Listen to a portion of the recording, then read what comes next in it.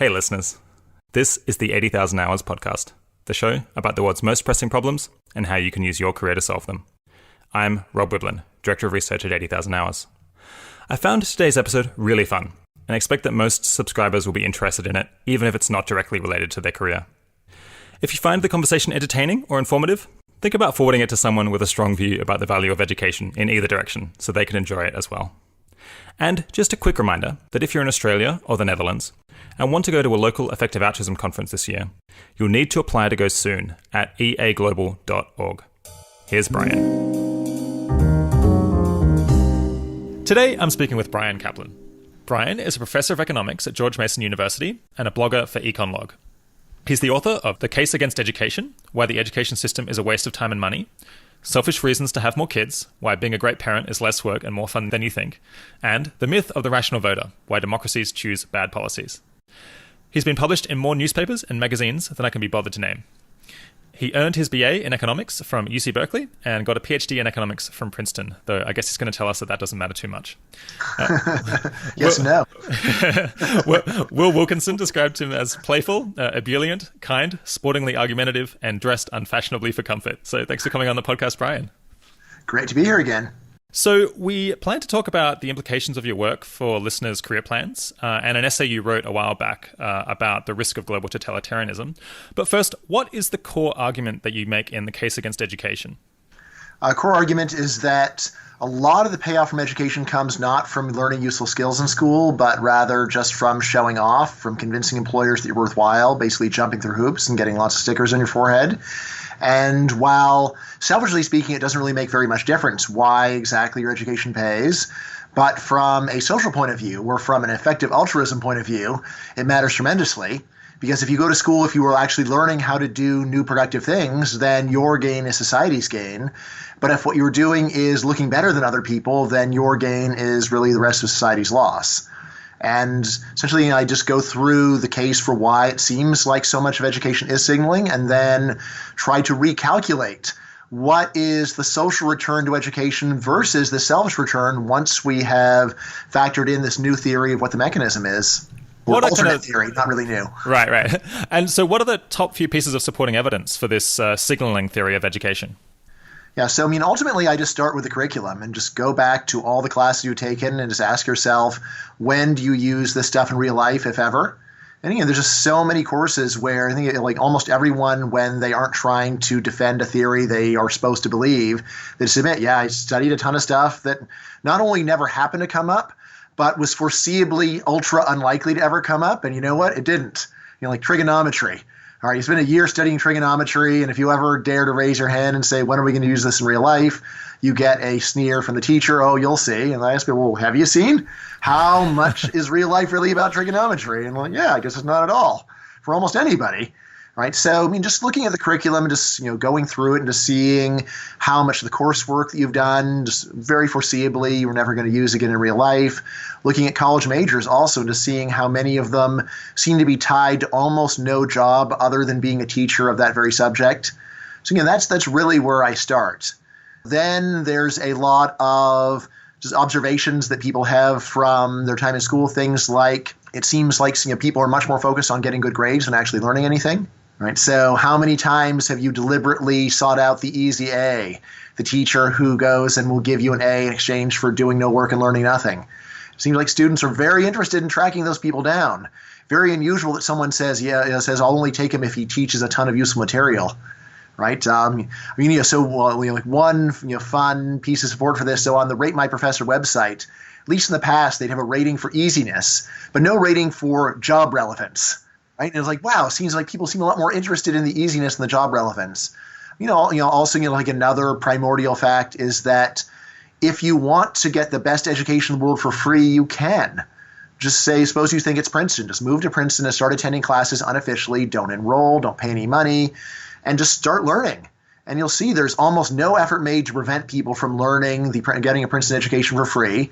Unfortunately, just one little thing that you won't have at the end of 4 years, and that is, of course, grades and diploma, right? So, and it seems like because of this, almost no one bothers to take advantage of this of seemingly incredible opportunity. And just another fact is the way that people forget so much of what they learn in school. And in fact, you often will forget so much that you would no longer be capable of even passing a class that you got an A in years ago. And yet employers regard failing and forgetting as two very different things. If you're being paid for the skills that you acquired, failing and forgetting are the same. But on the other hand, if you're getting paid for impressing people, then failing and forgetting are very different, because almost everybody forgets. But if you did well in a class and then forgot it, that says something about your willingness and ability to learn, and so convinces employers that they should hire you. Then I also go into 4 sub-bodies of research, all of which I say confirm the signaling model, and we could go into all those if you want. So listeners won't be surprised to hear that the case against education is a bit controversial, even among people who study education. I'd say especially, actually. Especially, yeah, right. Well, it's very sacred for them. So if you were right, what would be the main implications for society? Main implication for society is spend less on education. The idea that because education raises individual earnings, that it is a good social investment is just wrong, right? If I am right, that idea that is so prevalent, there's the idea you just go and take a look and you see people with more education get better jobs. So if we all get more education, we all get better jobs, right? And the signaling model says, no, wrong. This is just a case like standing up at a concert to see better, which works fine for an individual, but is totally counterproductive for a society. So, essentially this means, a totally new view on what is a good way to invest taxpayer dollars. Right, it's a totally new theory of economic development. And, again, it's so popular in development, just pour money in education and then modernize. And signaling model says no, that's not a good way to modernize at all. Right, it's actually going to burn up a lot of useful tax dollars and time in what is really a mostly zero sum. I'd say those are the big implications. I also talk about the value of vocational education and how I think there's good evidence that selfishly we actually underrate it. And again, especially for kids who really do not like school and are not likely to finish and are likely to end up in jail, vocational education is a lot better for them, selfishly speaking. But then from a social point of view, even more important, because vocational education, whatever else it does, whatever it does for private earnings, at least it's teaching tangible skills that people go out and use in the real world. Okay, so you've explained, you've gone into a lot of detail on the case in the book in various other interviews and in a whole lot of articles online. So I'll stick up a link to one of those. I think that the Econ Talk episode is perhaps the best source for people who are really interested in hearing kind of you describe the evidence at length. So here, because I've only got you for so long, I was hoping to spend a bit more of the time on objections. Great. So in estimating the magnitude of signaling's effects in education, you rely quite a bit on the sheepskin premium. Do you want to explain what that is for the listeners? Yeah, sure. All right, yes. So sheepskin effect. In a pure human capital world, that is, if the only reason why education raised your earnings was that it raised your skills, then if you happen to be one class short of graduation, this should have only a very tiny effect upon your earnings, because there's only a tiny difference in the amount that you know, whether you have all your classes for a degree or if you're one class short. On the other hand, if part of what you're doing with your education is signaling, and especially if one of the things you're signaling is conformity, that you're willing to just go along with social expectations, then there could actually be a discrete jump where finishing that last class could give you a very big payoff. So in the book, I go over all the studies that I can find on this, and essentially every single one done in the last 25 years finds that there is a much bigger payoff for graduation from both high school and the bachelor's degree than there is for the earlier years, right? And in the book, I go and actually average out all the results, and I find that for high school, on average, again, this is almost all these are from the US, I think 1 or 2 studies from Canada, but almost all the studies find that senior year is worth about as much as the first 3 years combined.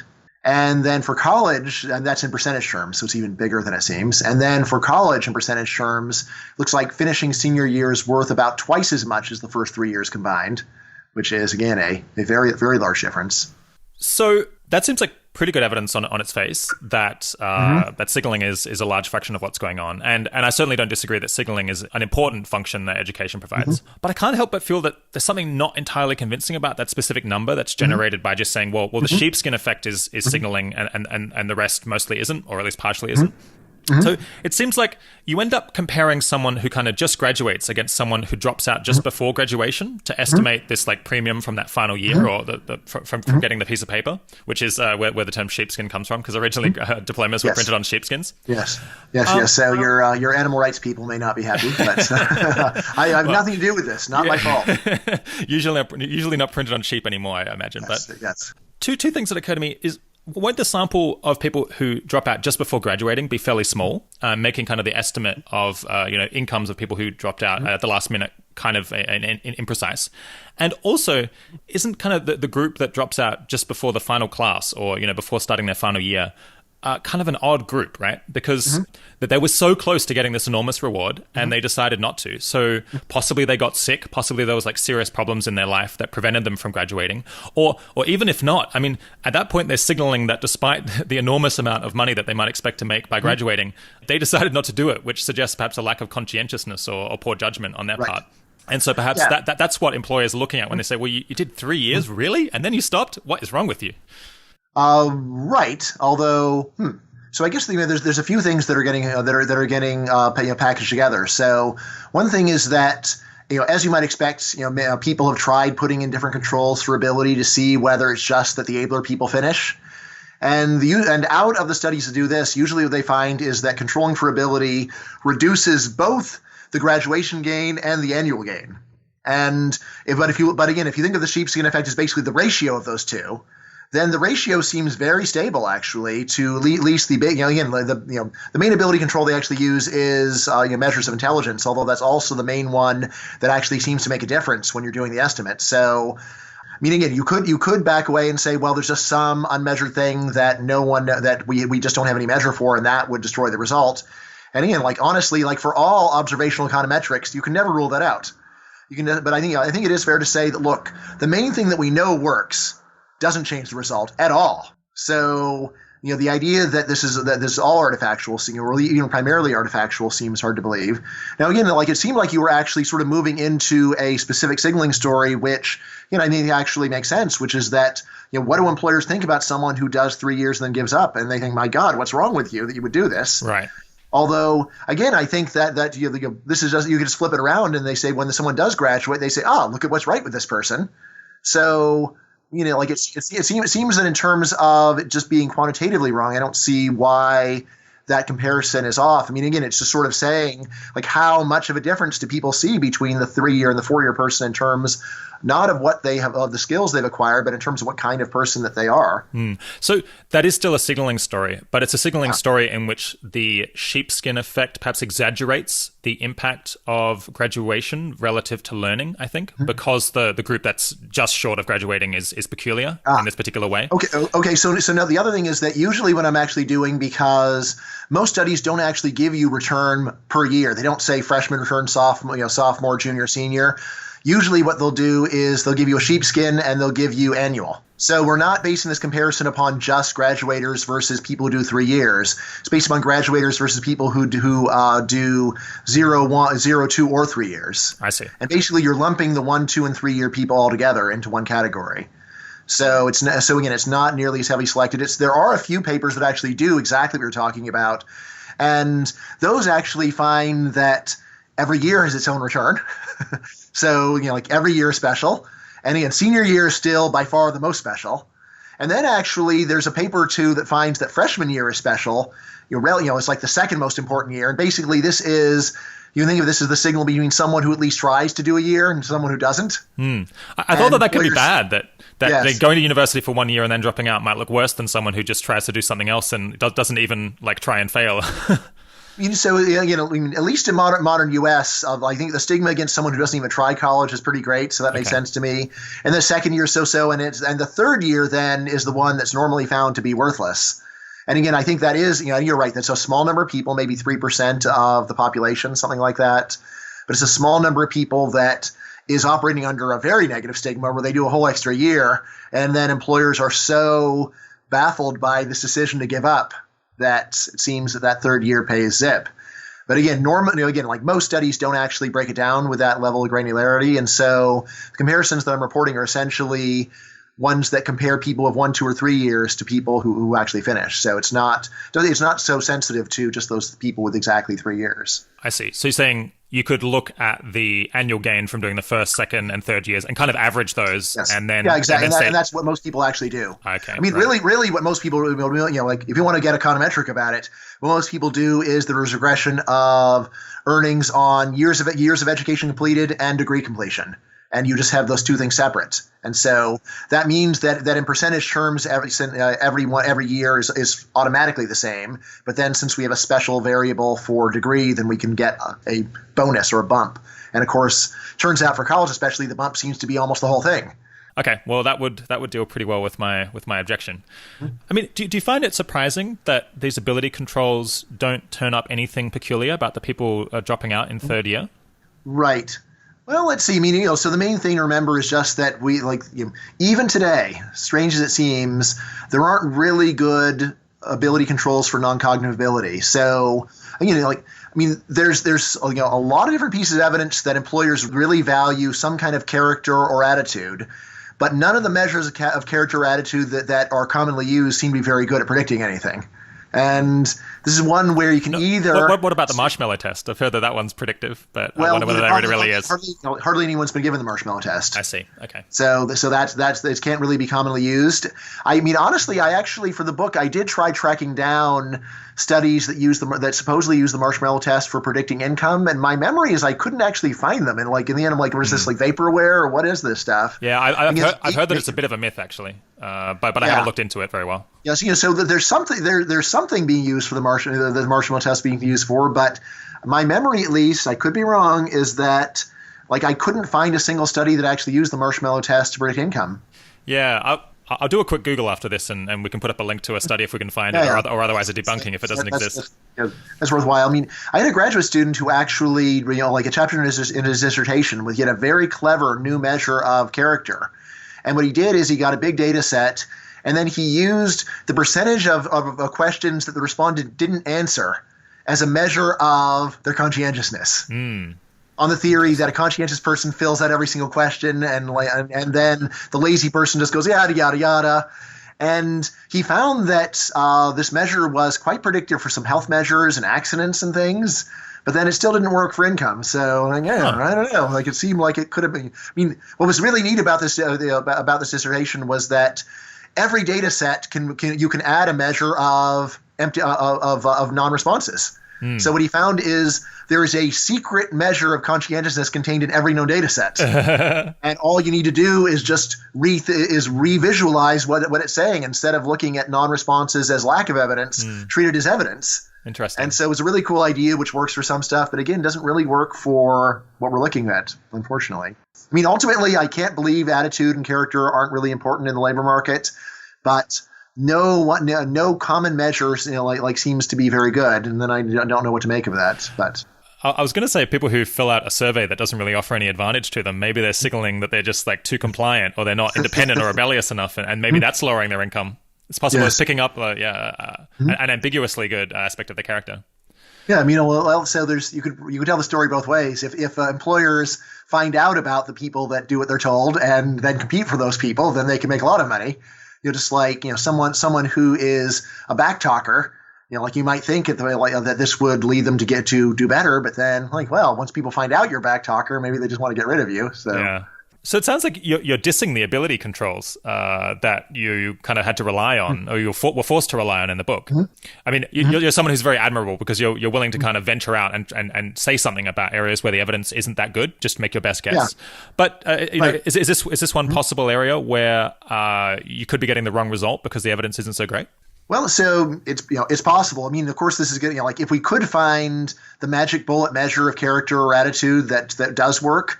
This was, of course, this might require a major rethinking of a ton of stuff. In all these cases, I would just say, you got to work with what you got. So, I mean, it is true that, these intelligence controls do matter quite a bit.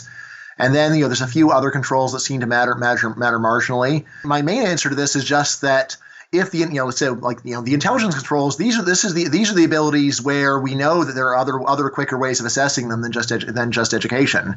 Whereas the character and ability, these are the things that are much more fakeable. Imagine you're going to an interview and someone says, "Here's how you get a good job. Pretend you're smart." It's like, wow, that's really helpful. I'll just pretend I'm smart. But on the other hand, if someone says, pretend you're hardworking, pretend that you're conformist. Pretend that you're friendly. Like, all right, that I can do. So, I mean, like, so basically, if the measures that are very observable, even those leave a very big effect of education, then it seems hard to believe that measures of things that are very fakeable, at least over the short and medium term, would be much more potent. So sticking with the sheepskin premium, you did a debate a couple of months ago at the American Enterprise Institute with Eric Hanashek, who's an education researcher who is generally well respected. He, in his presentation... By me too. Me too. Yes. And he put up figures in his presentation for the sheepskin premium, which suggested that it was a lot smaller than the estimates in your book. And I think your response was just, I'm a bit baffled by where these numbers could be coming from. Have you had a chance to look into those and figure out why they differ from the numbers in your book and figure out which ones are more trustworthy? Yeah, so I've got a co-author who was helping me out on that, actually. So Nathaniel Beckerhofer, who's a PhD student at UC San Diego. And so, I mean, there's one glaring problem with it, which is that Hanashek's data set doesn't actually have years of college. So you can't really do a normal sheepskin effect. And then when I was inquiring, what he did was just so different from what everyone else has done that it didn't seem very comparable. For high school, his numbers looked like they were just on the very low end of existing research. So, I'd be inclined to average them in. I mean, admittedly, he does have an unusually large data set, so I'd be inclined to put more weight on it. So, but that's most of what I can say about it. I haven't actually played with the numbers myself. I've been thinking of getting to it when I get through a queue of other things. I mean, I'd really like him to actually go and publish that result, because the sheepskin effect, considering how big and robust it is, the number of actual publications in top journals people have gotten with it is surprisingly small. It's one where, if you read this review article in, I think it's the Handbook of the Economics of Education, the authors who are very prestigious just say, well, it's well known that this is so big. And giving the idea that among econometric insiders, they've actually run a lot more regressions that have even been published. But I'm a little, I'm just always concerned with what I think of as the autodidact's curse, which is that you read a ton of stuff, but what if there's stuff that's known that isn't written? And, I always try to reach out to people that are active researchers to see whether they will say, oh, by the way, Brian, these are some facts that are it's folk knowledge, but it's genuine. It's just no one ever managed to squeeze a publication out of it, so you don't find it in the journals. And, there are quite a few facts like that people will tell you if they're active researchers, like, well, it's just commonly known, but all right, thanks. I tried to go and collect as much of that as I could, but there is always the problem that if you are not an active researcher in each subfield, people may just not tell you. So right. So if we took your estimates of the sheepskin effect from the book, what fraction of the return from an undergraduate degree looks like signaling then? Let's see. So for the bachelor's degree, then it comes out at something like about 60%. Okay, so almost 2/3. Yeah, exactly. 60% for that. And so the way that I use the sheepskin effect in the book is I have two different base estimates. So one I call the cautious view, one I call the reasonable. And the sheepskin effect is what I use for the cautious estimate. And then I have the preferred reasonable one where the sheepskin effect doesn't play any special role, and that's where I just say, based on a few other pieces of evidence, that 80% seems reasonable, and then we get, of course, an even lower social valued education. Yeah. But I think about the cautious one is the lowest a reasonable person will go for the signaling, and then the reasonable one is exactly where a reasonable person would go, hence the name. So it seems like kind of an assumption in the book is that as you move from primary school to high school to undergraduate degrees to postgraduate degrees, that the signaling component is becoming larger. So kind of chopping off the later years of education is more effective than getting people to not go to primary school. Is that correct? And kind of do we have a sense of what the signaling component of early years of education is? Right. So that's only correct on the cautious approach. So the cautious approach definitely backs you up. I don't have anything for elementary school because, again, there's so few Americans that wouldn't have done K through 8 that we really can't measure that anymore. But absolutely, yeah. So what I get for high school, I get something like 37%, so a bit over a third, and then for master's degree, something like close to 75% being signaling using the one approach. Again, on the other approach, I just set it at a flat 80% because I don't have, other than the sheepskin effect, I don't really have any particular evidence that says that earlier years are less signally than later years.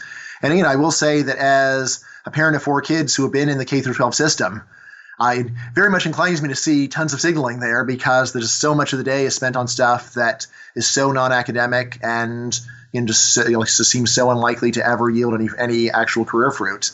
But again, so it's something where I can very easily see someone disagreeing with me. It's just so there are a few bodies of evidence that seem to back up more of just like 80% across the board, and we can talk about those if you're curious. I guess I was expecting that you'd say that it does get gradually worse, because if the signaling component is kind of constant across all years of education, and you think it implies that people should study a lot less, then you could almost imagine that you're saying people shouldn't even bother going to primary school. If that's also 80% signaling, maybe it wouldn't even be worth the cost. So actually, if you really want to get into the math, the reason why I wind up getting higher returns for earlier years is just because completion rates are so much higher. Huh. So the thing that's really bringing down the rate of return for higher education is the low completion rate. Right. And of course, that's bringing down the selfish return as well as the social return. And then the earlier years, like K through 8, there's almost full completion. And then even for high school, like people like James Heckman have put a lot of work into how bad our high school graduation rates are, but they're still awesome compared to college graduation rates. So that's really, again, if you really crack open the spreadsheet and try to figure out what's going on, it's actually that completion rate that's crucial. But you can't really signal anything from finishing in primary school if everyone finishes it, right? In a sense, that's right. Of course, if you have a system where you're not even allowed to proceed to the next level until you finish the earlier level, then there's sort of this indirect signal of if you don't do that, then you don't get the later signal. So there's sort of a domino effect. I mean, there is something odd, I'll admit, about saying that second graders are signaling because it's like, well, no one knows what they did. You're like, all right, well, okay, it's true that no employer has any idea what you're doing in second grade, but they look at what you did in college, and colleges look at what you did in high school, and high schools look at what you did in middle school, and middle schools look at what you did in elementary school. So there is actually this chain reaction, which again, you can see parents being very cognizant of this chain reaction when they're desperately trying to get their kids into the honors classes in third grade, because the way a lot of systems work is once they're in, you're in for life. So just get them in third grade, and then they get to be in the good track forever, no matter what their performance is, practically. Yeah, that makes some sense. I got to say, though, it kind of beggars belief for me to say that the amount of actually useful information that you learn in primary school and in an undergraduate degree or a postgraduate degree is the same, because it feels like in primary school, I learned things that I use every day. I learned, how to write. I learned how to do basic maths. I learned my vocabulary. I learned basic social skills. It feels intuitively to me like you start out learning the useful stuff and then they kind of run out of that. And so like in later years, it just becomes a larger and larger fraction of separating the smarter people from the less smart people. Right. Or again, like the more employable people. I like to think of much more employable rather than smarter because there's so much that goes into that. Sure. So, that may be right. Although, the main thing that I would encourage you to do is to find out like what's actually being taught in American schools these days. And I think you might actually be kind of shocked at how unacademic so much of it is. Think about, like my older kids were in a school where they had 3 mandatory music classes. All were required. Everyone has to do they had to do choir and dance and music appreciation, no exceptions. And this is like burning up so much of the time. And let's just do music. And again, yes, you can say, well, they're learning some kind of social skills in music. And it doesn't seem like that. Like there's much going on there anyway. Especially given this is a class where the kids are goofing off, especially, so you may wonder, is it just teaching rebellion or making kids so resentful? But I would just say that, here's the main thing that's striking to me is I've had many people who are professors who will say, well, of course you're only talking about college, Brian, because we all know that K through 12, that stuff's all useful. And I'm just like, all useful? Like, do you remember at all what was done? Now, I know you're not saying that, but there is this weird amnesia/Stockholm syndrome that people seem to get where as long as it's far enough back in time, then they fill in like useful stuff every minute of every day. Whereas when the kids are there, it seems like it's a very different experience. And they're just like, why are you teaching us this? And why do we have to do this stuff? So it's possible that you remember the classes that were useful because they're the ones that are memorable. Yes. So, I mean, I think someone could fairly say, and Brian remembers the stuff that wasn't useful because that's the kind of person he is. I do try to control the bias just by making a list of, like subdividing it. Right. So what were the classes that I did in 10th grade? And my memory is actually shockingly good for some of this stuff. So I think I have almost a perfect memory for my high school curriculum anyway. Sometimes I'm a little hazy on the name of the teacher. I still can remember the teacher. But just to go and pay attention to, crack open your old transcript and just go through class by class. I think people will say, wow, I just forgot that I had to do all those classes. So you say throughout the book that you do think learning to read and write and do basic arithmetic is pretty valuable. Do you think that we could get big economic gains from teaching those things properly in the earlier years of education and really focusing on those completely? So I think we get good economic gains. I don't not great. And so, this is part of my debate with Eric Henyushek. Henyushek does have this idea, which he does have some work on it that I can explain if you're curious, saying that not only does the individual get a good payoff, but society gets a much better payoff than the individual. Right? For him, it's more math and science rather than literacy and numeracy. But same basic idea. So I think that. To me, it's kind of crazy that you're going and making kids who don't know how to read and write properly to take 3 music classes. If I were the principal of that school, I would say, stop all this stuff. There are kids who can't read or write. So until they can read and write, we're not going to go and have them do this other stuff. And and that's it. And so that would be my reaction if I were the principal. And in terms of just improving individual employability, I think there'd be good gains for that. I'm not, like the Henyushek results implying many tens of trillions of dollars from just boosting these scores. That seems very hard to believe. But the idea that you could go and reduce, increase labor force participation of weak students by getting their literacy and numeracy up to employable levels, that seems pretty plausible to me. And for that, like for many other common sense improvements in the schools, my reaction is that I don't trust them to just do the right thing if you give them more money. Just the fact that they are willing to set up a system where they'll teach 4 other classes that they don't really need to know before they've done their basic job tells me that they are not the kind of people that I really trust. What are the best arguments against your view in your own view? Sure. So the Henyushek stuff. Since you asked, Henyushek has quite a bit of international work. Which, using very standard econometric methods, says that if you can get a country's math and science scores up, there will be an enormous gain for the country as a whole, which is far beyond the gain for any one individual of getting this up. And it's some kind of social multiplier story or something like that. And the numbers that he gets are so huge that anyone in effective altruism ought to go and just look at them. If there's a 1% chance he's right, it's worth looking into. Because he's talking tens of trillions of dollars of present value of created. Again, to me, what's very hard to believe about this is that the typical job even in the first world uses little math and almost no science. So I just don't see how there could be these incredible multiplier effects of teaching something that almost no job actually uses. And again, I think the better story is that the result is spurious and he's really picking up a social multiplier from intelligence. And again, which is much harder to teach than just math and science. Math and science, you just put more into math and science. More time on task. Making people genuinely smarter, on the other hand, much harder to do. Of course, there's a lot of classes that can raise your score in an IQ test, but it seems basically like teaching the test for the most part. So I'm just not so optimistic there. Let's see. And then, honestly, just that Henyushek result on the sheepskin effect with a really low sheepskin effect, that was fairly disturbing to me. Again, just a guy who's so good with the numbers and knows the data so well, coming up with a result that that at least for high school is very much in the lower bound of all the other numbers, and it's a big data set. So that kind of that bothered me a bit. Let's see. And then I guess in terms of doing anything radical, just not exactly the precautionary principle, but just saying, look, you're talking about moving far out of the range of anything that we actually have evidence for. And so you shouldn't do that, right? Right? And just saying cross the river by filling the stones. Yeah. So that's another one. Which again, I admit, in terms of the level of uncertainty, what would happen if things were very different from what they are? I just think that's a fair point. Meaning, and for me, like I say in the book, it all depends upon what your starting point is. So your starting point is the status quo is justified unless you show a big problem with it. That gives you a very different starting point or a very different conclusion than if you say, no government spending is justified unless you show that's justified. So again, sort of like whatever you consider the benchmark is winds up having a big effect on the result. And again, the way I tried to write the book is just to be transparent about that and say these are the things where I don't think it really matters where your starting point is.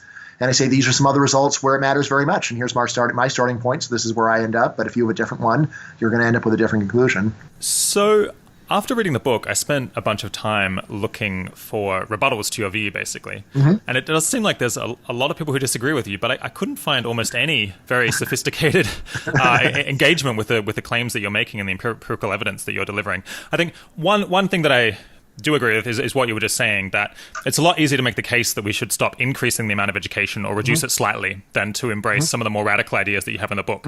Because we just can't say what would happen if you reduced average education by several years, because it's just such a large change. I don't think it's such a large change to reduce education spending by 25%, something like that. There's plenty of countries that exist that do that. So, meaning just for the U.S. to have the educational level of Switzerland, that doesn't seem that weird to me, and that would be a big fall. The streets probably won't run red with blood. Yeah, I don't think so. I guess you could also just look at how much education do people have in the 80s or the 70s, and what did that look like? Early 70s would be about a little bit less than 2 years, a little less than what we have now. So yeah. If you reduced funding for education from the government, how much would that just reduce prices and not actually change the number of years people study? Yeah, great question. So there's a whole literature on the effect of government subsidies on educational attainment. And the way they're doing it, it should actually factor in the price effect and the quantity effect all together. So that's really what I rely upon. So essentially when someone says, increasing government subsidies by $1,000 per student raises educational attainment by fraction of people that finish college by 1 percentage point, that is actually already factoring in these effects you're talking about. So essentially, so like if government spent, like subsidizes by 1,000 more, you'd expect that to raise price by something, but of course not a full 1,000. And the result of that, and when someone says that intervention goes and raises the fraction that finished college by 1 percentage point, that's already including that. And so when I go and reverse that, that's essentially the same thing.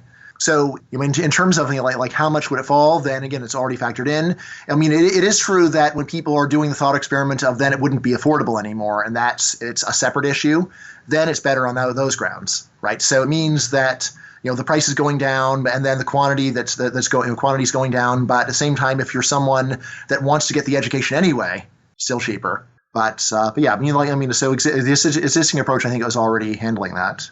So, as I was saying, I was looking around for rebuttals, and actually the best one I could, or the best objections I could find to the signaling view of education was from a 1999 paper by John Quiggin called Human Capital Theory and Education Policy in Australia. Perhaps that's a failure on my part, but it certainly had some interesting objections. Yeah, so I don't recall reading that one, actually. Let's see, did I cite it? No. Actually, John sent it to me. So, okay.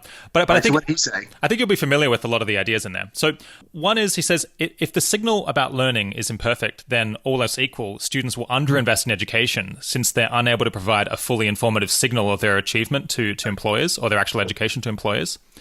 If so, a correctly specified signaling model might predict underinvestment in human education. Does that sound plausible to you? It sounds like if you know how to do good economic modeling, you can get any result. But no, it does not sound plausible to me at all that if some of the payoff from education is acquiring useful skills and some is impressing employers, that it turns out that it's socially optimal to get even more education than if it were all building skills. Well, I think the idea is if it's very important to be able to demonstrate the skills, but you can't do that very well, then people will tend to not develop as many skills as they ought to, but because they can't communicate what they've actually learned. Yeah, so that's a reason to develop fewer skills, although it's not a reason to develop, to actually spend less time in school. So again, you might say that it's an incentive to focus on the most impressive things, regardless of the most useful things. And again, but again, that hardly seems like much of a defense of the status quo. So I was in a debate with Miguel Urquiola of Colombia. So he's got a model which I say is already implicitly in the book, although it's possible that he's the one who actually put it down on paper. Again, so in the book, I admit there is some social benefit to signaling, namely to get a ranking. But then in the book, I say, but once you've got a ranking, then at that point, there's no marginal gain to raising the average level of education. And basically what he's got is basically, it's a model where there's some extra value in having the really good people in the really hardest jobs. So in which case, basically you've got a redistributive element of getting more education where you look better, but also there's an efficiency element where you're improving the match a bit. And essentially, like in his model, you can like always improve the match more and more. And so like as the level goes up, you're always getting closer and closer to that. Again, like that theoretically is possible, but it just seems so unreal to me. Again, like even the idea that today we're getting a more meritocratic match of people in jobs than decades earlier. It's not at all clear to me that's true. At least at least tabling issues of discrimination that were around in the past that really have very little to do with education. Like the idea that in 1970 we had a much less meritocratic system than we do now. Like really? So it seems setting aside the racial issues. You're saying. Yes. Yeah, exactly. Or gender actually probably is maybe the bigger one since it's so many more people. Okay, so another objection that Quiggin raised is pointing to these studies showing that when the number of years of compulsory education has increased in some countries, you can look at the people who just got the extra year of compulsory education and the ones who didn't, who just missed out because of their date of birth, and that seems to show, he said, a small but statistically significant gain in earnings. What do you think about that line of research? Yeah, so you said this paper is 1999. Yeah. So that's interesting. So basically, since that paper was published, the use of these compulsory attendance measures to measure the true causal effect of education has exploded and has become probably the main way of doing it. And then in 2015, there was a critique in the AER of the entire literature saying that it's almost all wrong. Why's that? Well, so specifically for again, almost all the stuff is for the U.S. So the paper did cite a bunch of ones from other countries, just finding that it didn't work in other countries. But for the U.S., basically the South was the least educated part of the country. And essentially, this paper said that if you just interact compulsory attendance with region, then everything's fragile and all the main results go away. And now this is a case where normally I would say, well, it's just one paper and you shouldn't really rely upon that. But there is a general rule that the AER almost never publishes critiques of any kind. And to get a critique published in the AER, you normally have to get it past the people whose work is being destroyed. It has to be pretty devastating. Yes, so it's very hard to get these critiques published. So Tyler Cowen has a rule that like any time a critique's published in the AR, the critique's right. He said this before this paper came out, but I was like, all right, so there's that. Now the other thing is actually that even if the result had been solid, there's a general issue about how granular you think the education signal is. So for example, suppose that there is one county in the U.S. that has a higher compulsory attendance or stricter compulsory attendance law than all the other places. Now, like if employers had very finely grained understanding of the education system, then they might say, oh, he's the kid who went to the Granada Hills High School District, and we all know that there they push the kids to do more, and so his degree doesn't mean as much. But again, I'd say in the real world, employers do not have anything like that fine-grained thing, and most they're going to say, well, he's from California. Or again, maybe they'll just sort of average it out for the whole country. So in terms of like how detailed the measurements that employers are making are, I just don't think that employers are likely to be distinguishing between people in one particular area who were born before or after a given cut point in the schedule. So that to me is pretty implausible too. Now, and the last thing worth pointing out is that this was actually an earlier problem with all this compulsory attendance work for the U.S. is this is not one of these instrumental variables that immediately works. It's one where you actually have to add a bunch of control variables even to find the compulsory attendance laws raise attendance. Right. If you just sort of look at the raw correlation, then there seems to be nothing. So it's one where you have to actually go and really squeeze the rock to get some blood out of it in the first place, which doesn't mean that it's wrong, but it is the kind of thing that is just suspicious to me. So again, like if there's an instrumental variable that just immediately works, great. Those are the kinds that I would put more weight on than one where someone has to go and like really finesse everything just to get the basic result out of it. There's a lot of discretion in the specification that they're using. Yeah. So that. But again, so anything is the 2015 critique. That's one where I haven't seen anyone reply to it yet. Of course, there are lags. And of course, the people whose life's work has been destroyed or allegedly destroyed, they're never going to go and accede to it. But There is a pattern of these education instrumental variables catching on and becoming a big fad, and then someone publishing a paper saying actually it's wrong. So there's a previous debunking of using season of birth, which used to be the really popular one, and then someone said actually, basically I think the first people just said, yeah, season of birth.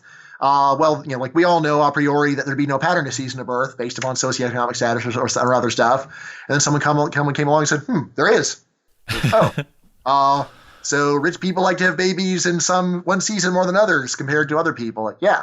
I mean, not obvious, but still, it's the kind of thing that you say, all right, well, I guess maybe we should have checked that a little bit more. I think the early people did some cursory checks, but later people really checked, and essentially people stopped doing that. So, yeah, in general, I'm pretty skeptical of instrumental variables techniques because it's just so hard to validate that the conditions are met. Although the changing compulsory years of education seemed like a relatively promising one. But I didn't quite understand the objection. You were saying that because southern state or different states have different levels of education to start with. But when you're doing this, aren't you just... particularly because the change in attendance, basically the South, a bunch of things happened to the South during this period. It got a lot richer relative to the rest of the country. So the South used to be really poor compared to the rest of the U.S., and during this period, it did a lot better. And then it also raised education a lot, and then I think it also raised compulsory attendance a lot. And basically, this means is if you sort of separate the South out and put in this regional dummy, then you'll see it just seems to be that the South was improving during this time rather than that compulsory attendance was improving things during this time. So you've got a time trend on both of these things, and So, and the South has its own special pattern, which is good in all respects, and that's what supposedly is throwing it off. Which again, I'm not going to claim that I went and looked at the numbers myself. I'm just relying upon these guys. At the same time, if the result had come out the other way, I think I would be at least a bit more circumspect because of this special stamp of authenticity, which is it's super hard to get critiques published in the AER. And the gatekeepers are the people whose life's work is being destroyed. So, when you combine that, it's that seems pretty credible to me compared to a lot of other empirical work where it's really just your mafia that has your back and is going to try to push stuff through if it supports what they want.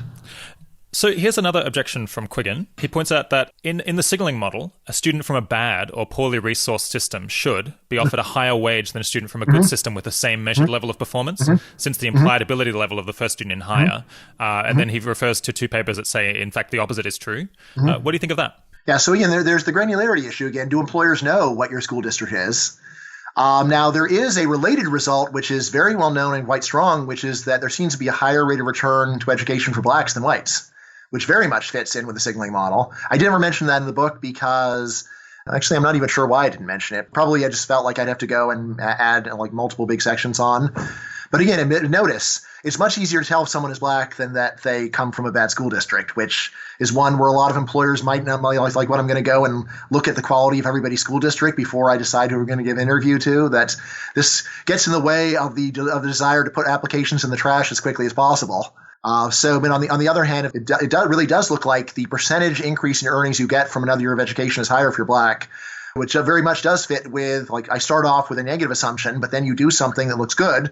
And actually, that's more impressive than if you were someone where I was expecting good things good things all along. By the way, this does not mean that blacks earn more than whites across the board, because essentially this is one where for black high school dropouts, they're doing way worse than white high school dropouts. But then they have this much steeper rate of growth per year of education. And then, roughly speaking, you sort of reach the point of equality at around 15 years of education.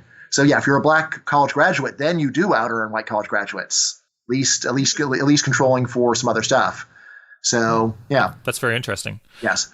But again, the granularity again, which again, I know it does feel a bit like a cop out. I will say that there were a couple of papers that supported me that also seemed to me to be very vulnerable to this granularity critique, and I didn't talk about them and didn't cite them actually because when I was reading them, I said, suppose this came out the other way, would I still be citing it? And I say no.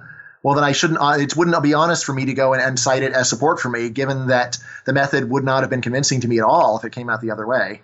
Right. So, there's even a Journal of Political Economy paper that was pro signaling that in the end I didn't cite because I just looked at it and I say this isn't very convincing, and it does seem to hinge upon whether employers knowing some very fine grained details about your educational backgrounds, and which seem pretty hard to believe.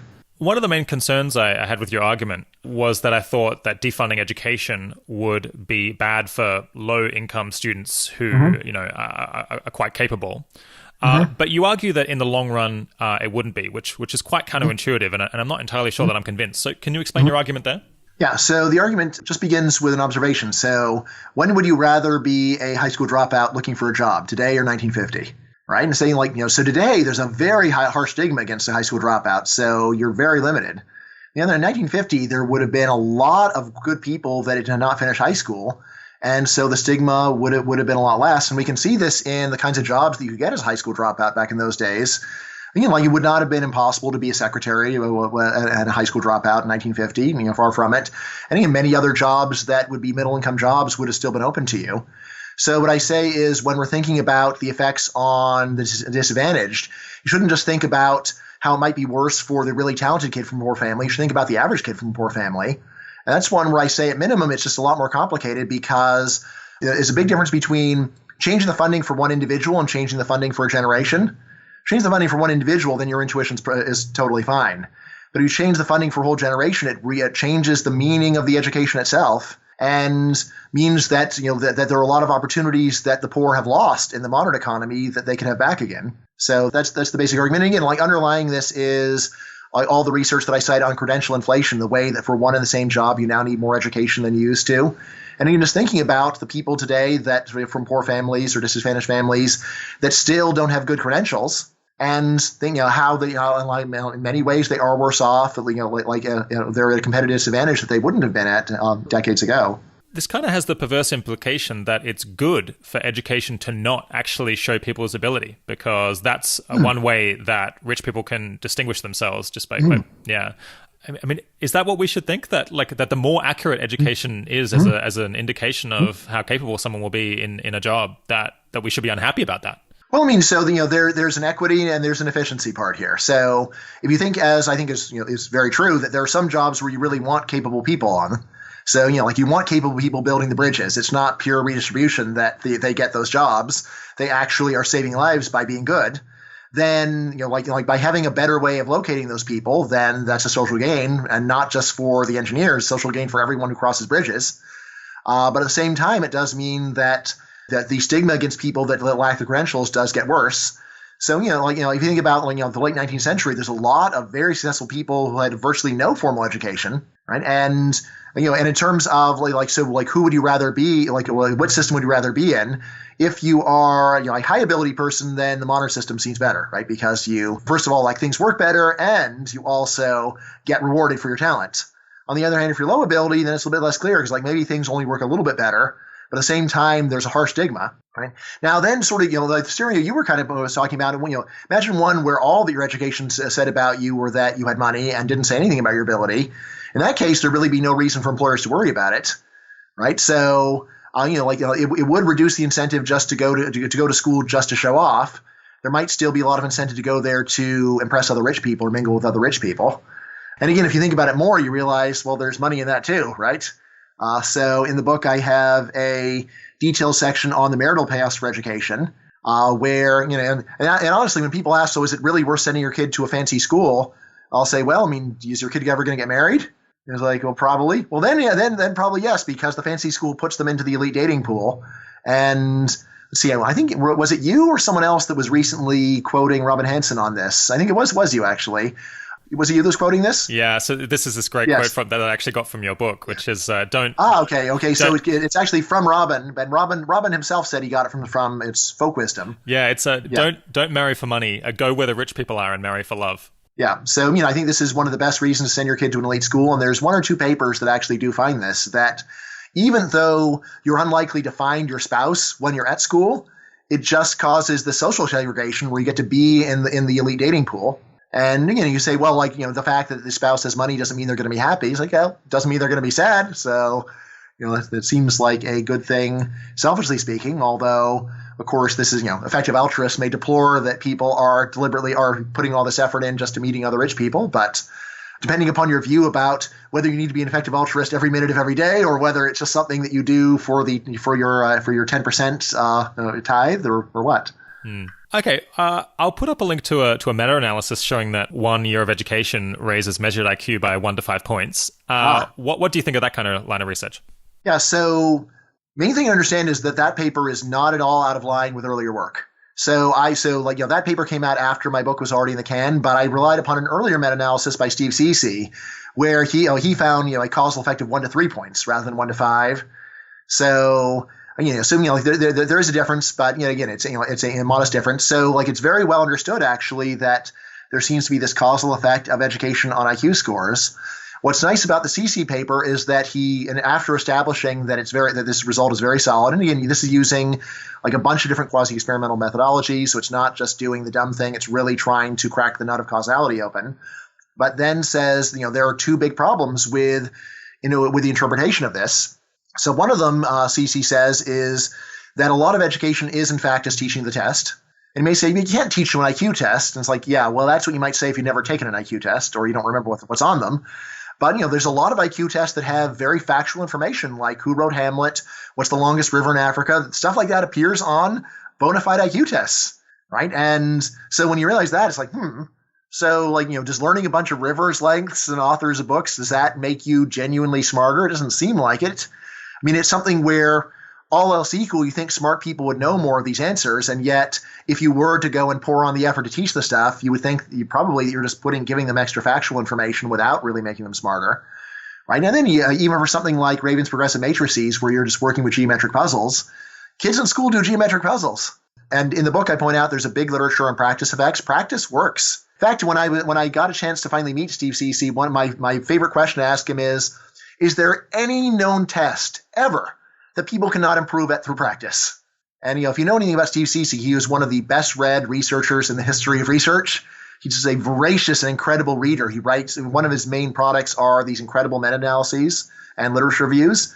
And when he thought about it for quite a while, he said, no, there is no known test that you cannot improve at through practice.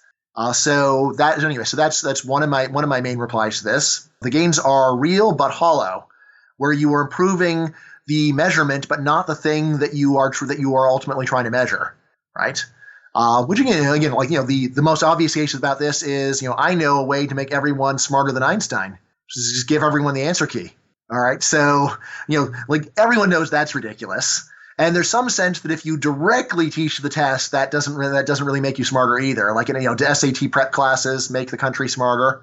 That doesn't seem. Again, they work, they raise scores. But they don't increase the thing that they don't increase like we were thinking about with intelligence, which it's the kind of thing where it's a bit hard to define conclusively. My favorite definition is just learning ability to learn stuff, right? And I just did an interview with a philosopher where he was the only person who asked me for a bunch of definitions, like define intelligence, define learning, and all right. I mean, usually I just take definitions for granted, but I will talk about that. Anyway, and then the other issue with in education raising intelligence is the issue of fade out. So it's very well established that you can improve someone at things but then if they stop practicing, then they at least lose a lot of the gain. Right now, I think that the Stuart Ritchie lit review that you're talking about does at least say that it's trying to account for this fade out. But at least in the broader literature, it's definitely a serious issue, and especially in the most famous experiments of trying to raise people's IQ scores, those have enormous fade outs. Then the last thing is that if a mid-range of like education causally raises your IQ by 2 or 3 points, this would still mean that we're only explaining 20% of the effect of education on earnings. So it's still it still would leave an enormous puzzle. So we could basically, essentially, because there is a literature that tries to separately estimate the effect of intelligence or IQ scores versus education on earnings. And these usually say that a point of IQ raises earnings by about 1%. So even if we took these estimates as total gospel and ignored all of the worries, it would still leave most of the payoff for education totally unexplained. So that's sort of my final point there. But again, I don't want to rule out that there's some effect there. And again, especially for really extreme cases. So in the nonfiction graphic novel on immigration that I'm working on, I actually did come up with a way of trying to measure the effect of early adoption from the third world on intelligence. So basically, if you get a kid from Mali and move him to Sweden at an early age, right? And essentially, I was able to go and take a few different literatures that were ignoring each other and snap them together to get a ballpark estimate. And there's an enormous and long run effect of IQ of growing up in Sweden rather than just getting the average life in Mali. Again, to me, that's the kind of thing where it's so dramatic, it would be crazy to think that there wouldn't be a big gain on true intelligence. But so I'm not saying that this thing can't happen, but I think it just has to be a lot more dramatic than just giving people a few more years of education to really yield these great gains. But yeah, the fact that you get these pretty significant cultural effects on IQ tests and practice effects on IQ tests does seem to me to make it very difficult to do comparisons across very different times and places. That they maybe work to compare intelligence between people who grew up in the same place, but once you or at the same time, but once you move beyond that, it becomes very hard to tell what's real and what's not. Okay, so a final objection is from a paper by Hanishek called Do Better Schools Lead to More Growth? Cognitive Skills, Economic Outcomes, and Causation, where the abstract points out that cross-country growth regressions generate a close relationship between educational achievement and GDP growth that is remarkably stable across extensive sensitivity analyses of specification, time period, and country samples. What do you think of that kind of research? Yeah, so two things. So one, like you said, is that he does not have controls for intelligence. So I say it's much more plausible to think that a difference in national intelligence leads to very big differences because you use your intelligence every day. There's no such thing as a job that doesn't use intelligence, but there are a lot of jobs that don't use math and science, right? And certainly, like most jobs, I'd say just don't use any science, really. I don't think there's anything actually wrong with his numbers. It's just that he's got this omitted variable, which seems like a much more plausible explanation for the general pattern. And then there's a question. I just say it's a lot easier to raise math and science scores than it is to genuinely make people smarter. So that's my main reaction to that. I do have a section of the book where I talked about that, and that was my main objection to what he's doing there. But the better science scores overall, it's just hard to believe that there are these big effects just because it's so rarely used. Only a very tiny fraction of people who study science ever have a job involving science. Literacy and numeracy, it's easier to think that there are good payoffs because they're used frequently, but still, kind of like these magic multiplicative payoffs that he gets, that's what's harder to believe. Yep. So I'm a little surprised you didn't mention actually what I would say is the single most common complaint about the book. What's that? That I'm just a Philistine economist who doesn't realize the point of education is not to increase personal or national income or wealth or any of the economic effects. Rather, the point is to elevate the human personality and just to refine our tastes and make us into intrinsically better human beings. And maybe you're too much of a utilitarian to care about that stuff. That's right. Yeah, I'm too much of it. Like, I actually think Philistinism is kind of the correct view. So we disagree about that. But in this case, it works in your favor. Okay. And my main reply to those people is, come on, at least read the table of contents before you say don't talk about it. I've got a whole chapter on this stuff. The other thing is they really do want to just give the school system credit for good intentions because they don't even really show that the school system successfully changes taste or preferences or anything else. And I actually go and look at the data and try to see, what evidence is there that people's preferences are being transformed away from Philistinism?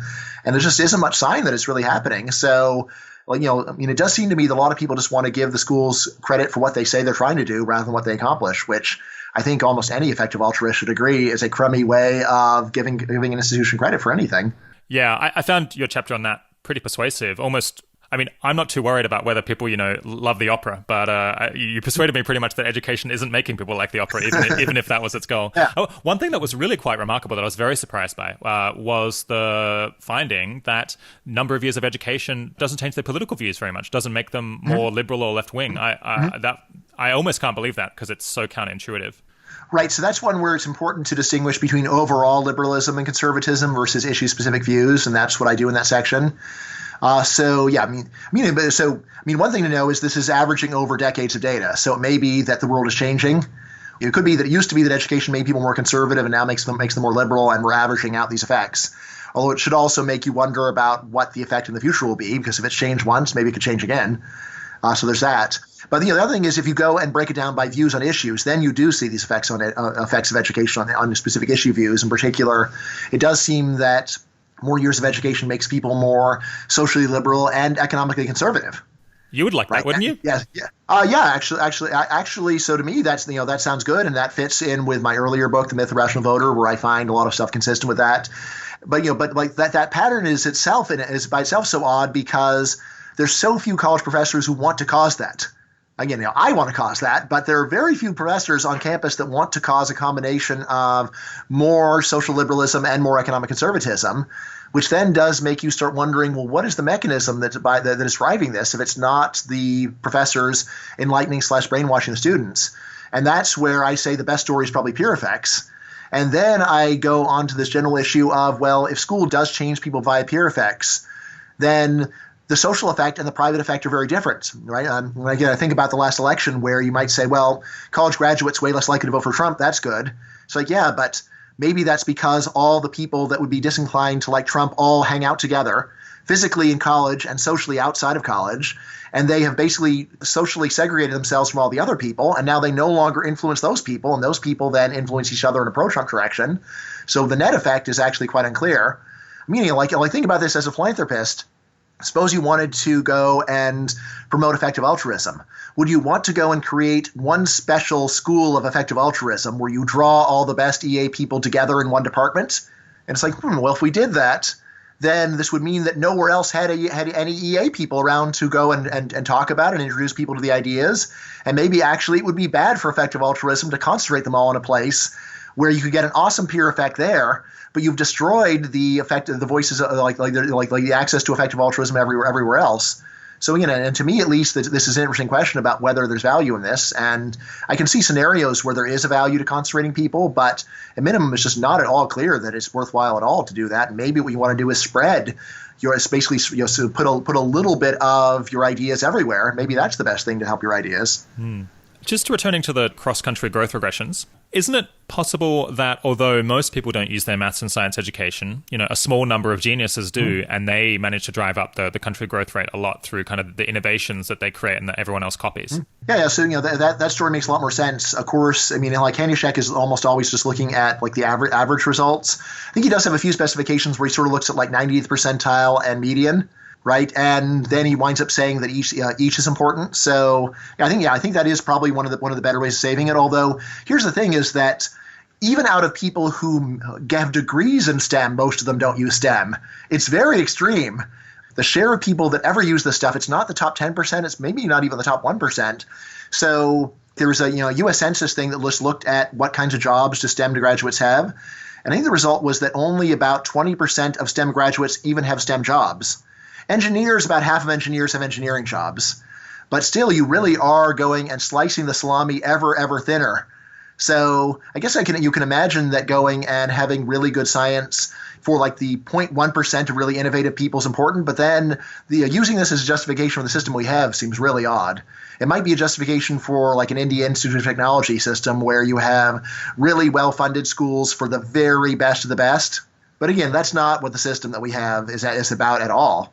So, it seems like a really crummy defense of the status quo if that's the right story.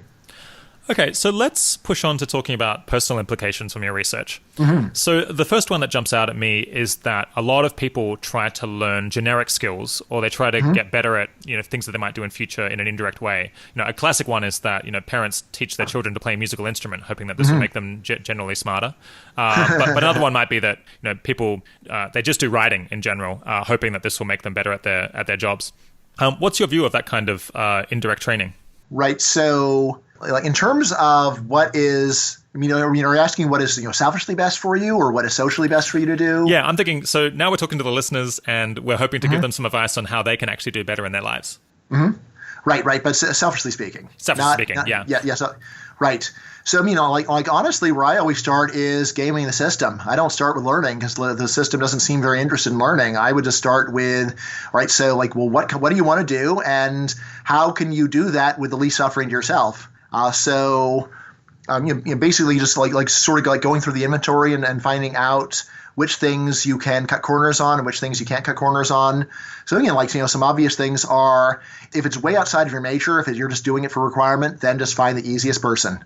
Right. Just, so again, most Americans will never use a foreign language on the job. So if you can just figure out a way to find the easiest foreign language teachers that are around, go and do that. Like for college, actually, for most people, my advice is just be an econ major, because I often tell my students, economics is the highest paid of all the easy majors, right? And there's a revolt like easy. It's not easy. I'm like, come on, people. It's not computer science. It's not engineering. You can do really well in an econ major and still have a great social life in college. It doesn't mean that you'll be like vitamin D deprived as you would be if you were a CS major. And again, so economics is not the highest paid major, but it's not that far from the winners. So, winners usually electrical engineering, computer science, mechanical engineering, finance, then econ. But it's not that big of a difference. So, a lot of it, as I say, you major in econ because it is the highest paid of all the easy majors. So do that. And and then I say whatever else you're interested in, you can do that too. But the economics major will just get you a better job and open more doors for you. So I'll advise people to do that.